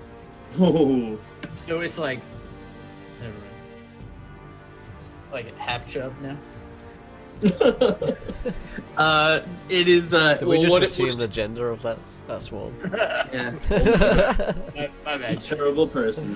What it is doing is it is going to continue swarming over Juanetta and attempting to bite and chew at her. So as a 9 against you, you kind of managed to swat enough of them off you that they're not really, they're not really finding purchase and they're not biting, but they are definitely swarming around the chamber going towards your allies. So that is going to be the swarm. Orem, what do you want to do?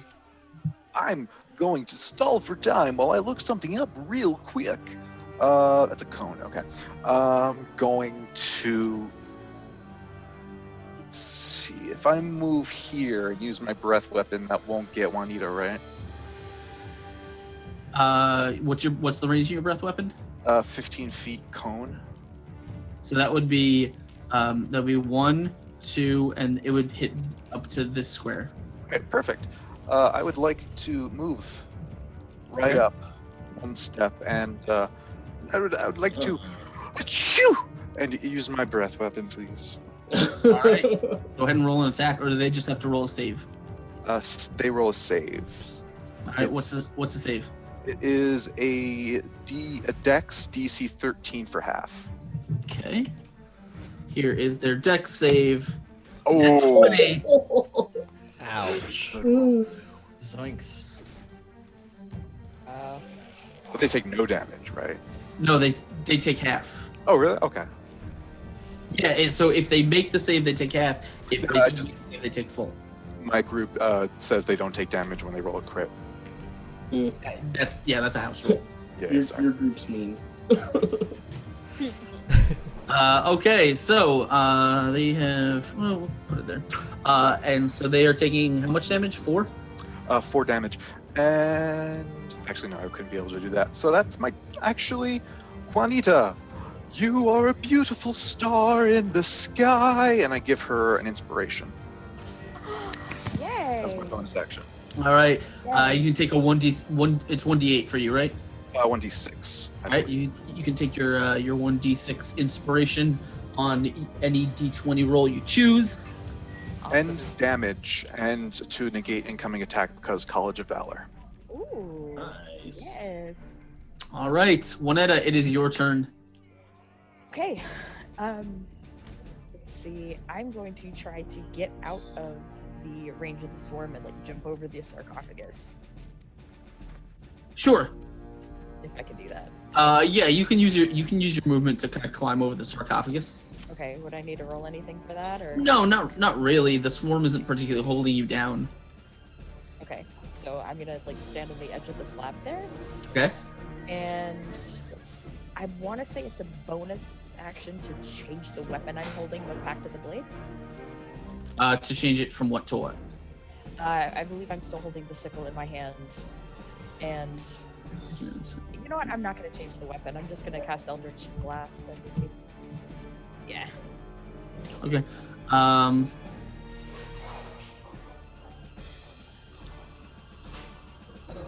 Sorry, guys. There it is.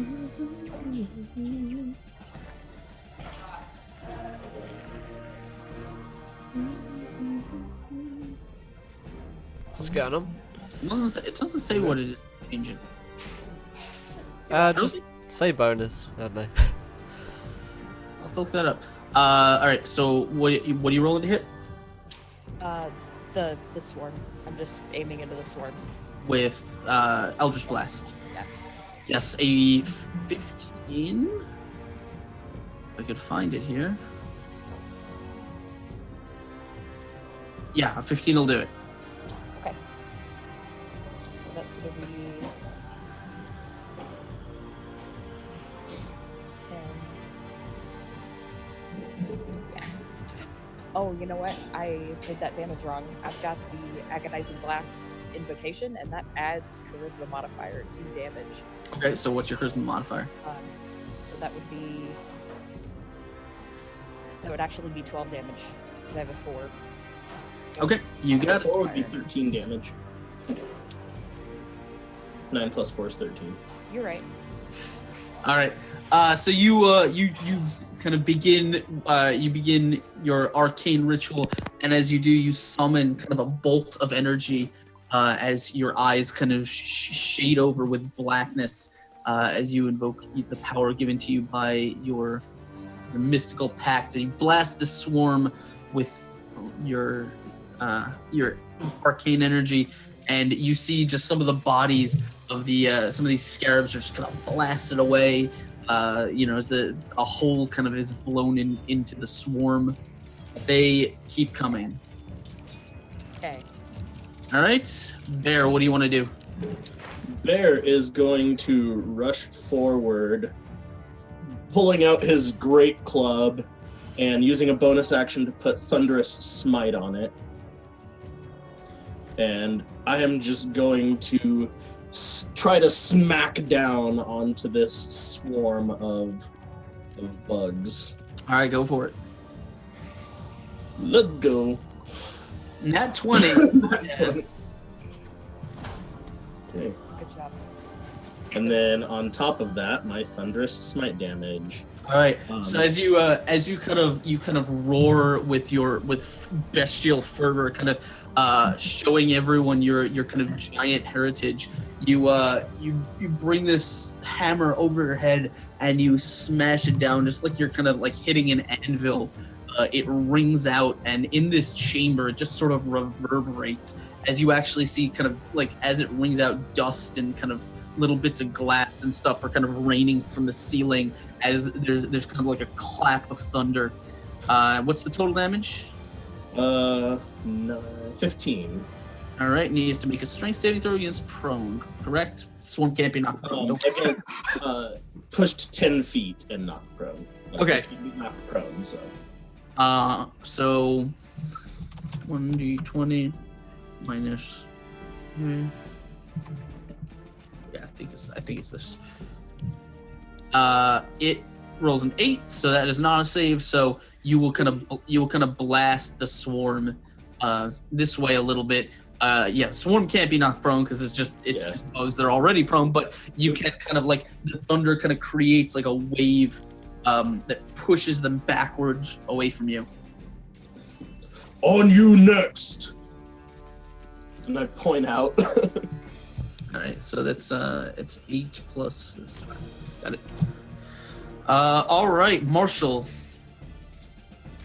So, I see we've got a problem here. Marshall's gonna. This is the swarm, right? Yep. Yes. Yeah. That is this one. Okay, I'm gonna go up to it and hit it with my maul.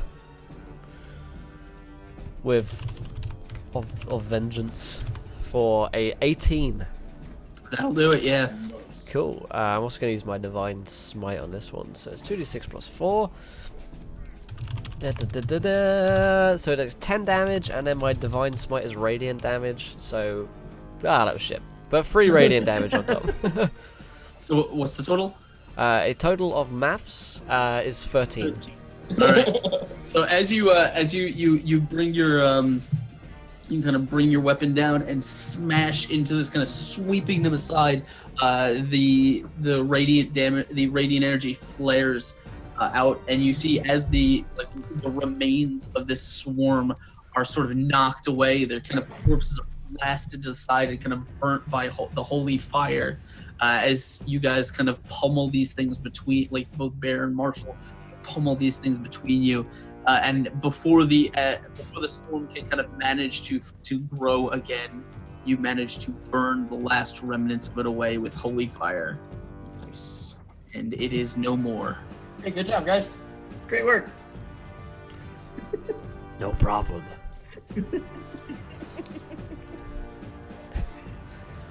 It's just what I do to protect my daughter.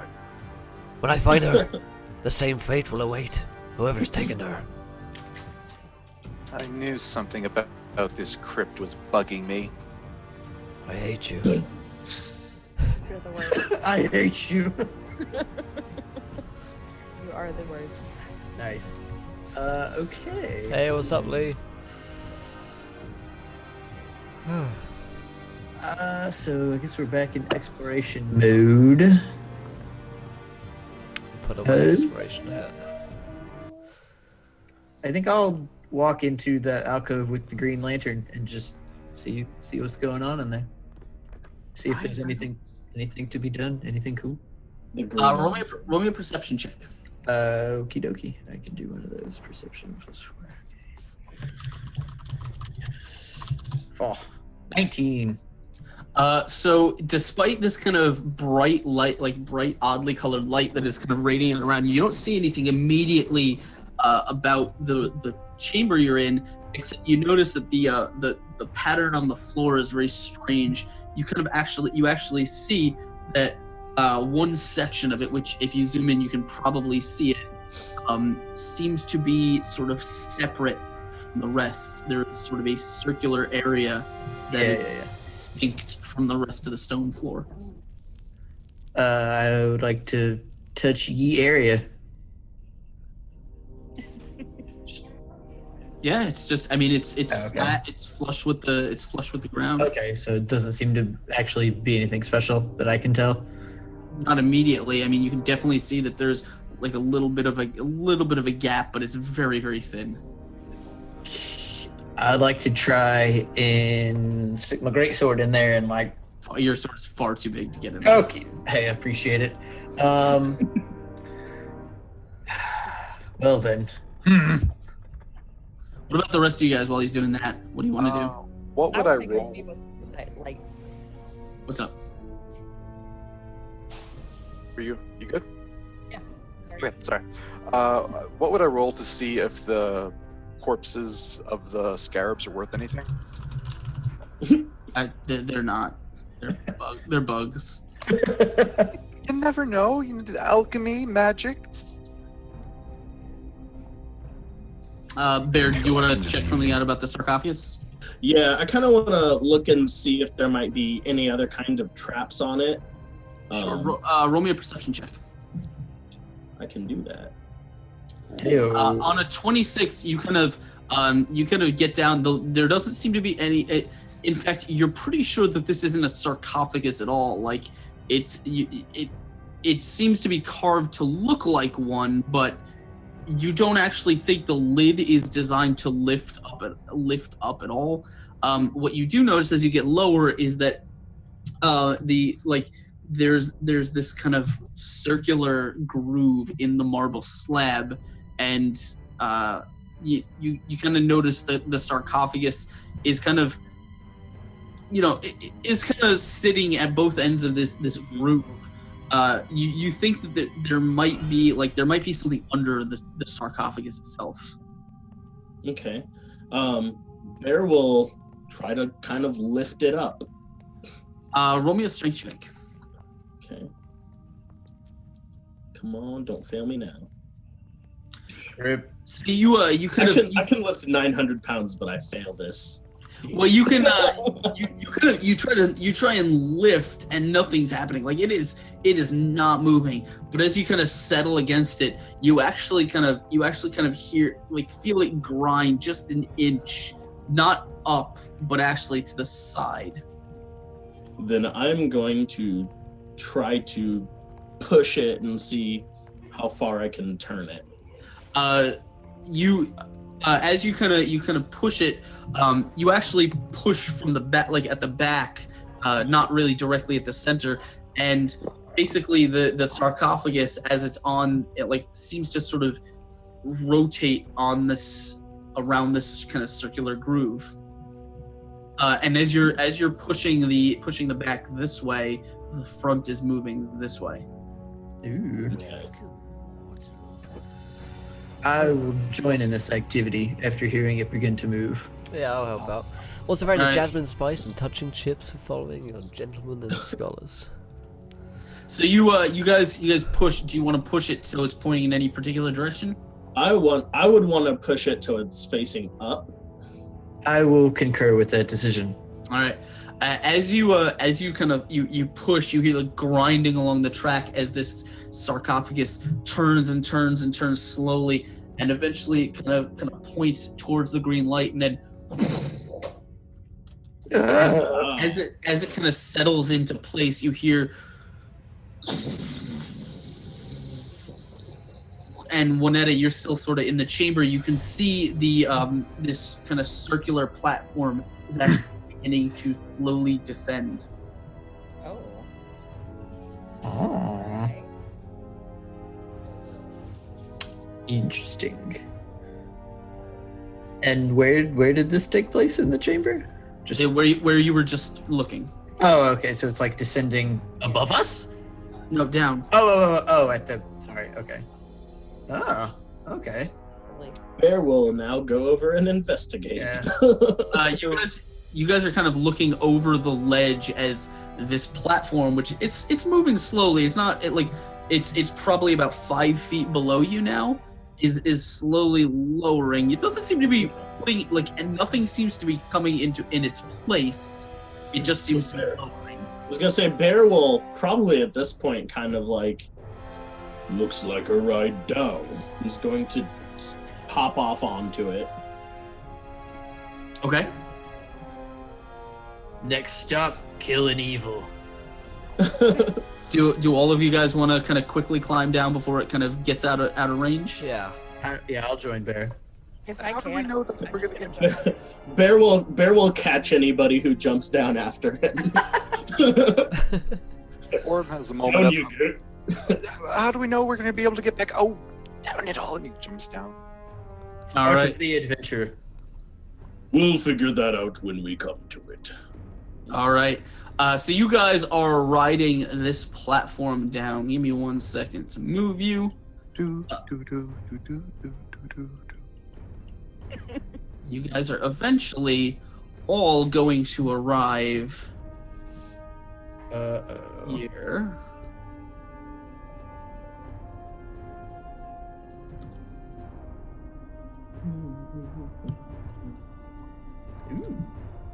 You guys will. It takes about it's about 5 minutes of very slow descending before eventually the platform kind of comes to a stop. Give me 1 second to find the number of the room. As it comes to a stop, the walls in the room the chamber you are now in are covered in kind of bas-relief images, very similar to the figure on the sarcophagus lid in the chamber above. You can see nearly a dozen of them, kind of bald humans, standing almost as if they're kind of paying homage to whoever is viewing the murals. Many of them kind of extending their hands in adoration. Kind of, you can see kind of a look of adulation on their faces. So actually a good deal of the statues have kind of like arms, hands, and heads that have been kind of hacked off by long since absent tomb robbers. And about 15 feet to the towards the west, you can see the passage extends from an elaborately carved arch. Only a little bit of this hallway is visible, as there seems to be a large block of stone that is obscuring probably like 75% of the passageway. Does the arch look the same as the other two we saw? The same designs? The designs are definitely this like similar, if not more ornate than the ones above. Not the one outside, like slightly different than that, but yeah, very similar. Cool. So this slab is the thing that I'm right here next to. Yes, it is a kind of a stone block, roughly kind of 10 foot wide by about 2 feet deep. Okay. I'd like to. Would you look at that? You want to try to move it? Sure. We're gonna try to move it out of the way. Okay. Together. Go ahead and roll me strength check. Whoever has the highest can do it. I will give you advantage because you're being assisted. He's got +7. Yeah, I want to know who the highest is. Jeez. He's got +7, but he's not really trying. He could. You kind of haul as hard as you can on the slab, but you could probably do this if you had some help. Okay, sure. Once you guys kind of get all four of your arms on this thing, and you start hauling, you are actually able to sort of amongst you, you're able to sort of like pull. The slab isn't going to fit through the hallway this way, but it will kind of fit slide out of the way. No, it's not going to slide out of the way. You but you can definitely tip it towards you. Okay. Into the room. Like make it a platform. Yeah. And as you all kind of get out of the way, it kind of slams down onto the floor. Marshall. As we'll say he has enough time to get it out of the way. But as the platform slams down, you guys hear a faint clicking sound, like a ching, followed by. Oh no! Shit. And as the hallway in front of you is opened up. Also, Revfix donates £5. It says a D10k for a player or creature of Askarin's choice. Let's spice this up. Oh, thank you. Baby. Oh, Baby. A player of my choice. Who do I like the most? Have I mentioned how attractive your tattoos are? I mean, yes, but that was in private, and I didn't want to share that. It's on the live Jasmine stream. All right. No, you know what? We will save it, and it will come in at an interesting moment. Hey. Oh boy. Theatricality. Actually, no. Oh, I'm gonna roll it myself, and then it's gonna. Give me 1 second. Uh-oh. Oh god. Give me 1 second. I know I have this. Choice player. Theatricality and deception, powerful tools for the uninitiated. You nerd. We are. Oh, that's interesting. Okay, got it. So you guys see this kind of chamber open up ahead of you. I'm actually going to give you kind of more vision. However, you also know that you also notice that the chamber that you are in seems to be filling up with green gas. Well, that's good. There seems to be some kind of green gas. Green goblin. Time to get out of here. Let's go. I don't know that I want to sprint down the hallway. Maybe a bad idea. Can I use prestidigitation to give myself a little pocket of air? Nice. Yes, but not enough to like keep you indefinitely. Mm-hmm. All right, I'll give myself that little. Here, 1 second. This is we're gonna make this green. That no doesn't. It's blue, Green. but whatever. Hey. Oh, you know what I will do? I will actually Oh. I will go ahead and cast Gust of Wind. Okay. Spicy. To do what? Wait, what is it? Why did it show it that way? That's not how it's supposed to show up. So it's a line of strong wind, 60 feet long and 10 feet wide, blast from you in the direction you choose for the spell's duration. Okay. It says each creature that starts its turn in the line must succeed on a strength save or be pushed 15 feet away from you in the direction of the line. Any creature in the line must spend 2 feet of movement for every 1 foot it makes when moving closer to you. The gust disperses gas or vapor and it extinguishes candles, torches, and similar unprotected flames in the area. Okay. So the gas is coming from either side of the room. You can rush out away from it, but it's actually going to fill it in, so you won't be able to like blast all of the gas in the room with a 10-foot line. What if the line goes up? I mean, he could definitely, like you said, he gets some of it. Yeah, I can change the direction as a bonus action. So. The direction, but not like the direction of the wind. Yeah, you can't like go this way and then this way and then this way, and like it doesn't work like that. Yeah, no, I know. But you guys do you can, if you'd like to do that to help your friends get out of the gas quickly, definitely do that. Yeah. Okay. So as he kind of conjures this swirling wind, it kind of blasts a section, like a tube of air through this growing noxious vapor that is filling this chamber, giving you guys just enough time to kind of rush out into the hallway. This on to the back. So Orem, I'm going to move you over here. And as you guys rush into the hallway, you see that there are some shambling, lurking shapes at the end of the hallway. Here and here. That's actually my favorite shape, shambling, lurking. And you as you kind of make your way down, you actually hear a voice, kind of an echoey voice from somewhere deep in the chamber. It says, "What? Who is that?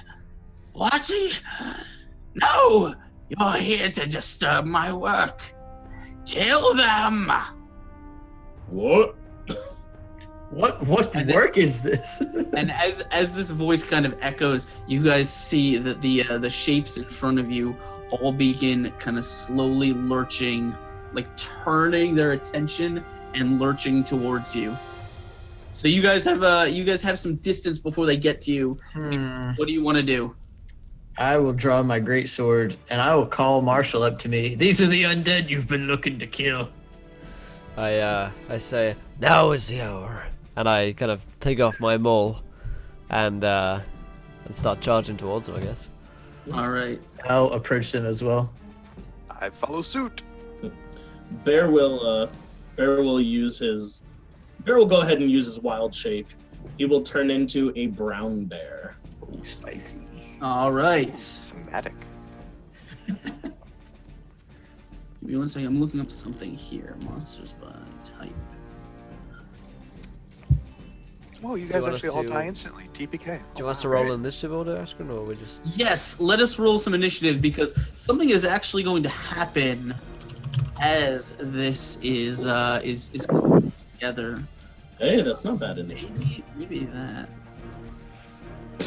Everybody rolls huge this time, except for You Seven. You made it, Except by for the way, Courtney. Aurum. Nailed it. D20. Druids are my class of choice. My class of Yeah, choice. Bear is actually playing Titus today. There is a Titus today. In Soviet Russia. Bear plays you.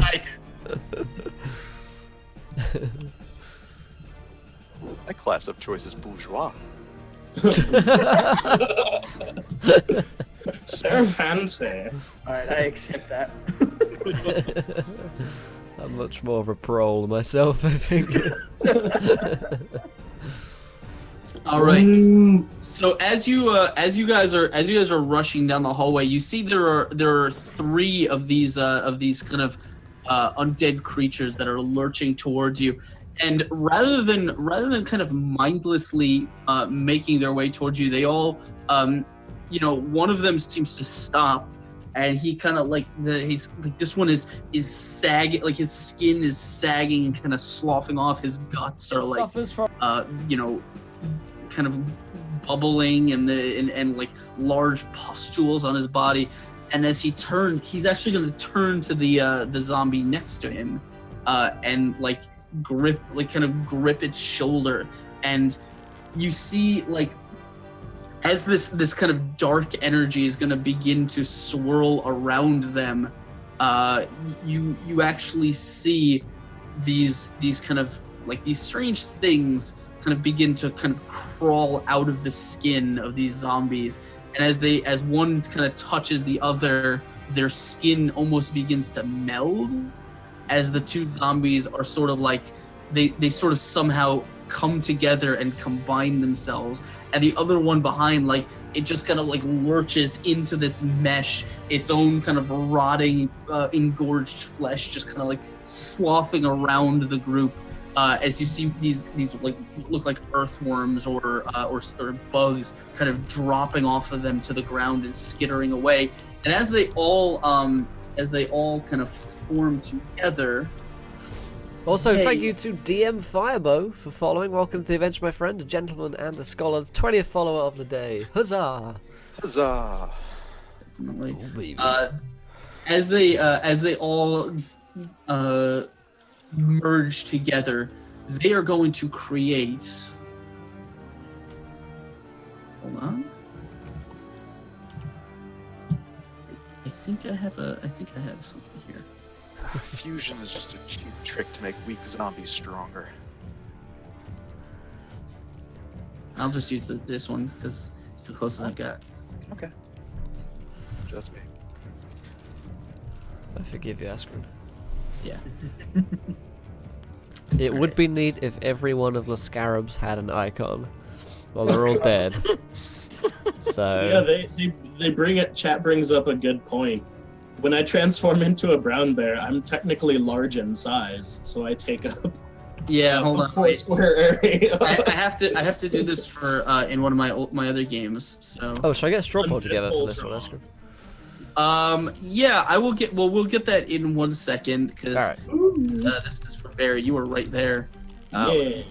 Controlled by. Titus there. All right. So as these zombies merge together, they're gonna create some horrid, lurching, undead monstrosity. Just bones and limbs jutting out in all directions, and of course, this is some strange nightmare contraption that has been conjured from the depths of chat. It's nightmare fuel. It is going to lurch towards you. We're gonna roll initiative for this thing. 1d20 plus. All right, cool. So, what did everyone get for initiative? Marshall. 11. All right, 11. Zareth. 18. 18. Orum. Big 6. Big 6. Let's go. Juanetta. Big hero 6. 22. 22. And Bear. 14. All right, and then we will add a turn here. This thing will go on 15. As we sort these things up, it looks like Juanetta, you are going first as you see this thing form, and this is, you're not sure whether to be horrified or whether this is right up your alley. If anybody were to actually look at her and see her face, I mean, her face is just lit up because she gets to kill something. So she's gonna run up behind Bear, and I mean, would I be able to get past him? Yeah, he can let you pass. Yeah, Yeah, of course. he's an ally, so you can't occupy the same square as him because he takes up the 10 square space, but you can pass him. Oh, I can't. Okay. So I'll tell you what. If you wanted to hop on my back, you could. I mean, Asgard, would you allow that? Yeah, sure. Okay, so that's what I'm gonna do. I'm gonna jump on his back, and I'm gonna haul out, and I'm gonna witch bolt him. Ooh, nice. And Witch bolt. Yeah, open up this area so you have some room Do to it. fight. yeah. Yeah, I think that's a hit. 24. Yes, a 24 will definitely hit. Yes. Askren, would Okay. she still have her inspiration?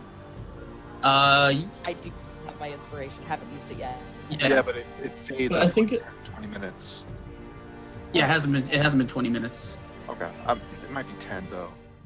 Whatever. We'll say it's there. I'll do that. So let's see. Oh shoot! Get out of here. All right. D12. And was it 1d6 I could add? to- Yes. Okay, so I'll roll the d12 first. Just 2. Nice. And I don't think you use inspiration for damage. You can because I'm a warcaster. Oh, very nice. Not warcaster, College of Valor. College of Valor. Sweet. That's good to know. It's sexy. It's very sexy. It's so sexy. All right. So while this is happening, by the way, while these guys are, because we have we have a limited amount of time. If you want to throw a line in chat, these guys are in the process of fighting this giant zombie monstrosity. There is clearly someone who has been here working with these corpses, and we want to know what's going to happen to him. So go ahead and throw your ideas in chat. That will be our second viewer decision of the day, and what is going to happen exactly. Who even knows? He could have a magic plan up his sleeve. He could inconvenience the party. I got a magic plan. Or he could just have a heart attack and die. That's happened before too. Yeah. It's up to you guys, but that will go ahead and throw those in chat while we are fighting. We'll get to it when we're done. All right, Juanetta. So you blast this thing for some damage. Just blast a chunk of flesh out of it. It seems completely unfazed. oh, awesome. Okay. That's all I got. All right, Zerith, what do you want to do? I will move forward beyond my good friend Bear to the foot of this fang, and take like a big cleave with my greatsword, kind of like at the leg. Mhm. Like kind of clear at the leg. And Okay. 1d20 plus 9 plus 5. Attack is 11. An 11 will hit. Oh, all right. 1d8 plus 3. Darn it. 8 plus 3, that'd be 9 damage. And then I would like to action surge to just take another swing. Go for it. A 9. 9 will not hit. Okie dokie. So we're gonna attack it and hit for 9 damage. All right. So you carve a chunk out of this thing's leg, as it kind of like it doesn't really have a discernible face anymore. Just sort of like roiling and bubbling flesh covered in maggots and worms. it is going to turn and it is going to make a slam attack against you, Zareth. Nat 20. Yep. Unfortunately, it is going to do 19 damage. As it just rears up, and with one arm that's made of multiple arms and legs of these zombies, it's just gonna whoop, bam, slam you right into the wall. Fuck. All right, that's unfortunate. All right. Whoa. And as it does, it's gonna kind of put its when it finishes, it's gonna pull back, put both of its hands on the corners of the of the hallway, and it's gonna lean in and let out kind of a rip opening in its sort of neck or chest area, and it's gonna let out this kind of bellowing roar from it as it attempts. It can't quite fit through the hallway, but it's gonna attempt to sort of reach out towards you guys. It can just sort of manage to grab Zareth and Brendan. It's not going to grab you this turn, but it's definitely reaching towards you. No. Bear, what do you want to do? I want to. So first off, I can maintain concentration on my spells when I enter my wild shape. Mm-hmm. So I did maintain concentration on my gust of wind, and I'm going to use my bonus action to move it forward, so it's pointing towards this hulking zombie. So it gets to make a strength save or be pushed. Okay. He is going to make a strength save. DC is 15 for my druid spells. He gets a 21. Damn. Okay, so he is not pushed 15 feet. No, he is. This thing is like 3 heavy people put together. Yeah. Well, Bear would like to go forward and try to attack it, but he can't with Zareth there. So he's just kind of, trying to get past, but unable to. Can I scooch, or am I stuck? You did move already, so not really. I just realized Zareth is also in that radius, so he also has to make a strength save. Okay. Go for it. It's all creatures. Strength save, you say? Yeah. Okay. Okay, 19. See, so you are not pushed. So there's no, you can't swap places within this turn. Okay, that's fine. I was making sure. All right. Bear, you can if you. No, you can't actually because you already used it. Marshall. All right. So, Marshall is gonna run up here and do a maul attack. Begone, foul beast. An 18.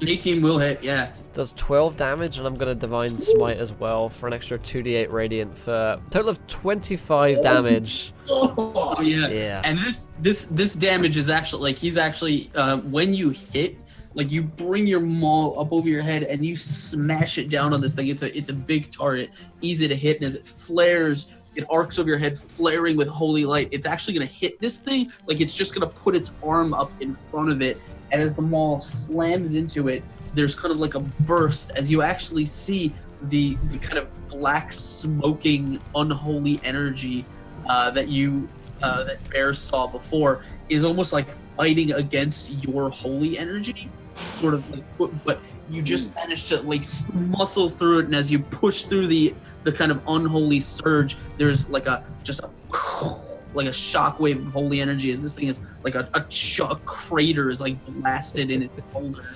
as it kind of lurches on tottering. It's still animated and is still standing, but that there's now just a smoking chunk missing out of it. Take that, foul beast.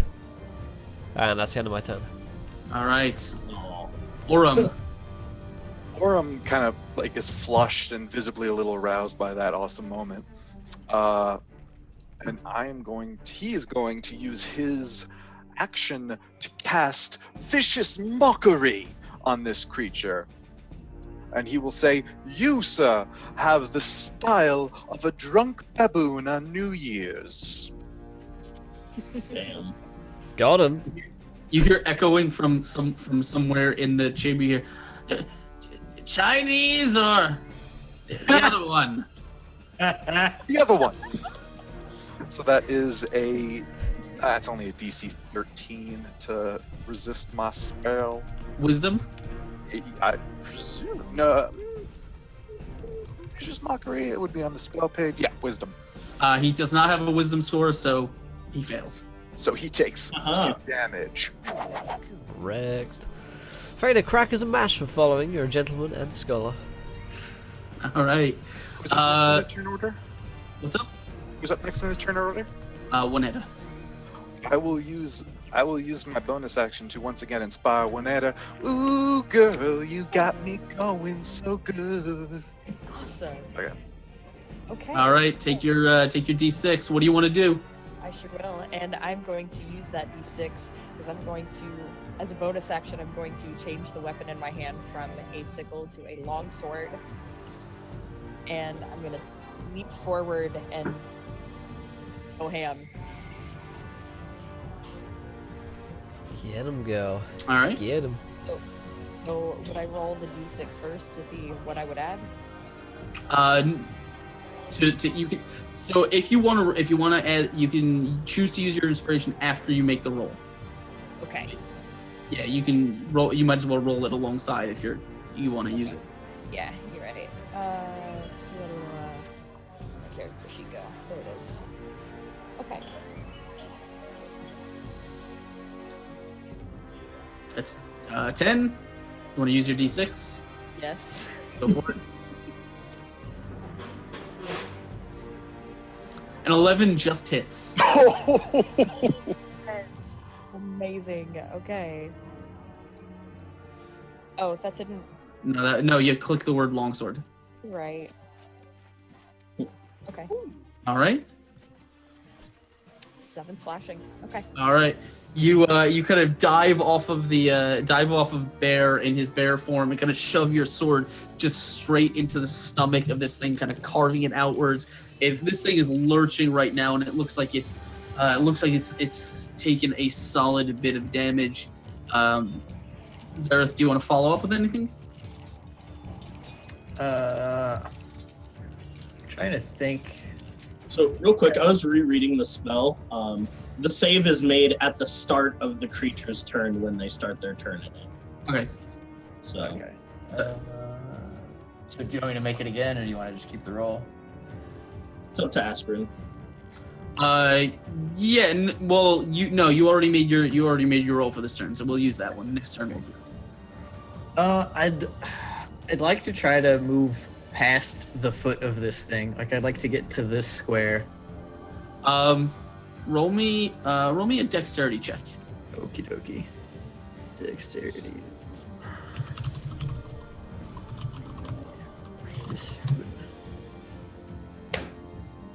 That's a 2.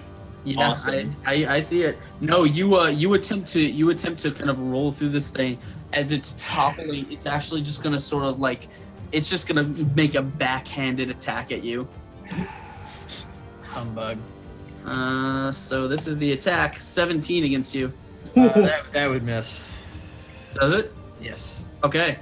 You just managed to kind of throw yourself flat up against the wall as this thing swings by, but you don't manage to make any progress. Okay, I would now like to allow Bear to pass, if I may. Yeah, sure. You can swap places with them. Okay, we're gonna hit him with the swapperoo. Yeah, you don't want to bear punch. Yeah, that will conclude my delightful turn. All right. On his turn, he has to make a strength check to stay in place. Less than 15. Oh, on the dot. 15. All right. He is going to bring his his one good arm up and attempt to smash Juanetta Oh dear. for 15. No. All right. You just managed to throw yourself out of the way as his arm just comes like boom right down, like slamming goo and bugs as it hits the ground. And as it does, he's gonna actually kind of back up against this large sort of altar type thing in the center of the room, and he like try and stabilize himself because he is about to topple over. Bear, what do you want to do? If I can get around it all, then I want to try to hit the. Yeah, I'll let you kind of push past Marshall. All right, and yeah, let's go ahead and do that. I'll just kind of like shoulder past Marshall, and I will go for my brown bear multi-attack. All right, which is a bite. Nice. That'll hit. Hit for 5 piercing, followed by a claw. 10 does not hit. And a miss. Oh, buddy. What off? Thank you to Andy for following as well. You're a gentleman and a scholar. All right. So you were kind of, you grabbed this thing in your jaws. Marshall, do you want to follow up and attempt to smash this thing? Absolutely. Let's give it the old smash. All right. Smash for and it. bang. It's gonna be a 9. Not gonna do it. Damn. Yep. Let's see what else I can do. Does anyone need healing? Yeah. Oh wait, no, that's an action. Sorry. Sorry. Or what do you want to do? How's it looking? Is it looking? It's been, this thing has been torn to pieces, but is somehow still standing. I can't get to it, even if I could pull past everyone. What's the action to take out a weapon? You can just take it out as you're moving. I would like to shoot him with my crossbow. If that. Yeah, go for it. No, my longbow. Longbow. I switched. That's Go right. for it.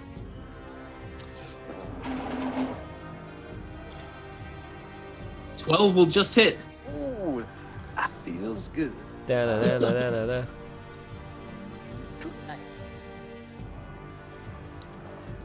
It helps if you put the slash command in. That would help. All right.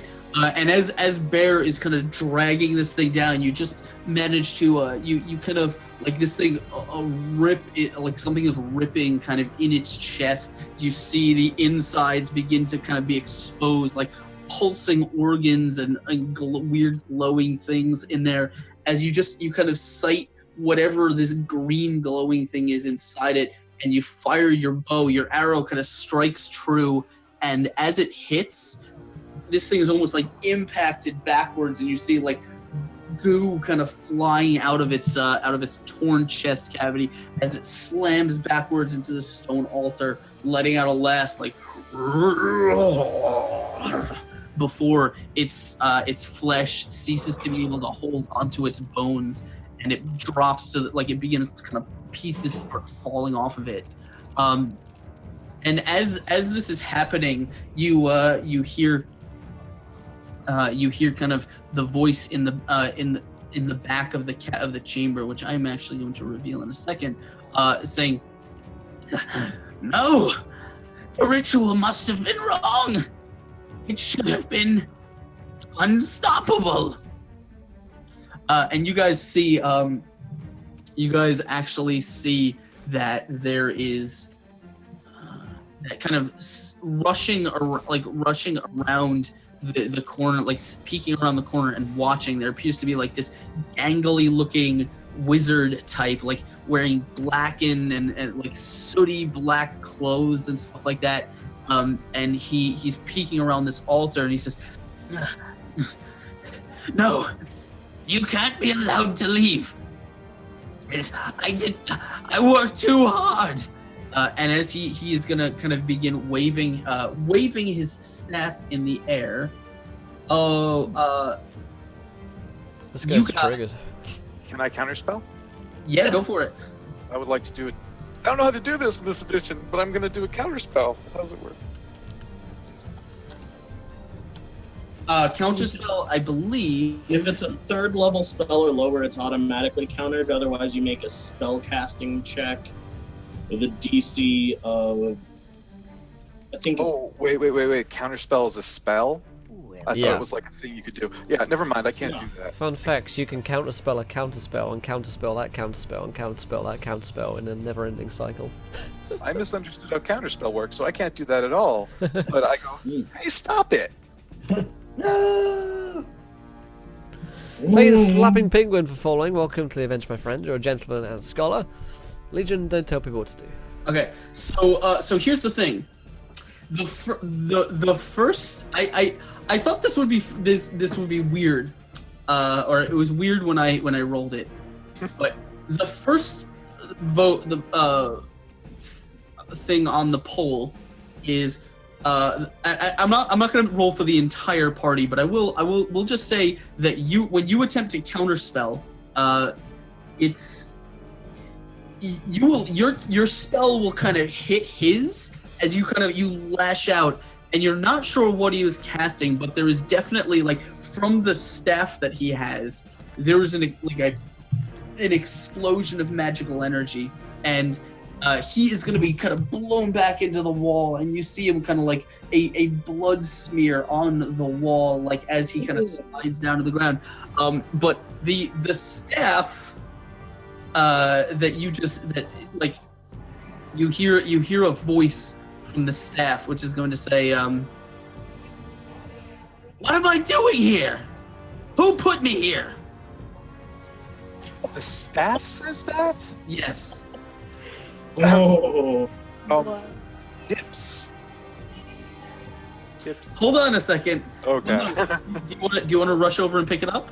Yes. Okay. I'm gonna interrogate the staff. So as you rush over and pick it up, here's the thing though. I rolled on the wild magic page. Any intelligent weapons seen by the caster, or any intelligent weapons carried by the caster, hate him forever.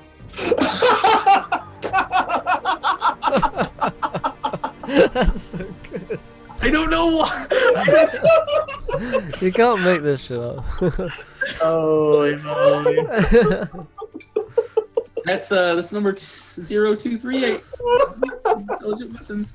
So you pick this. You pick the staff up, and you kind of look in the gem. You see the gem on it. Kind of an eye turns to, and it says, "Put me down, you fuck."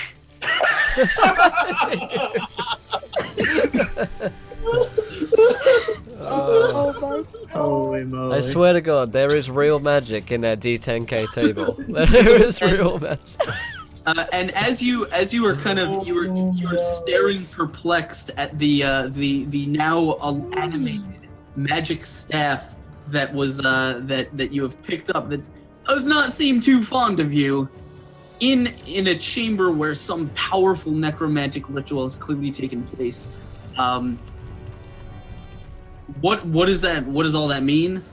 And we're gonna have to find out next time.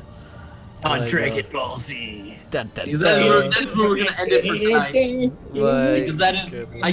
I can't think of a better thing to end it on than him kind of falling in love with a staff that hates him. It's pretty spicy.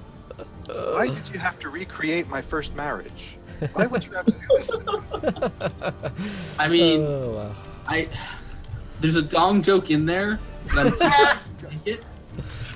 Oh my God. Thank you also to Grapple Check His Life for following. Welcome to the Avenge My Friend. You're a gentleman and a scholar, and Nightsteed just donated £10 and says Warwick table for Bear because Bear. Oh man, we're just wrapping up now. Go ahead and roll. Yeah. Go ahead and roll on the Warwick table. And fear not, Nightsteed, we'll get it in next week for Bear here, and then we'll be playing it at them. I'll put a note in there. Hey, egg fried cheese, what's up, dude? It's been like a year since I've seen you.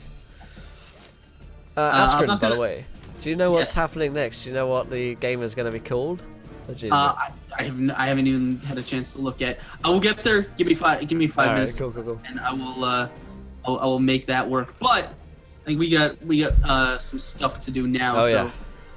I want to thank you guys for playing. Obviously, thank you guys for joining us for the first session of the Age of Worms. Off to an interesting start. Yeah. Definitely some secrets to find, some weird stuff happening, and hopefully some interesting character dynamics going on. I am excited to see what comes next.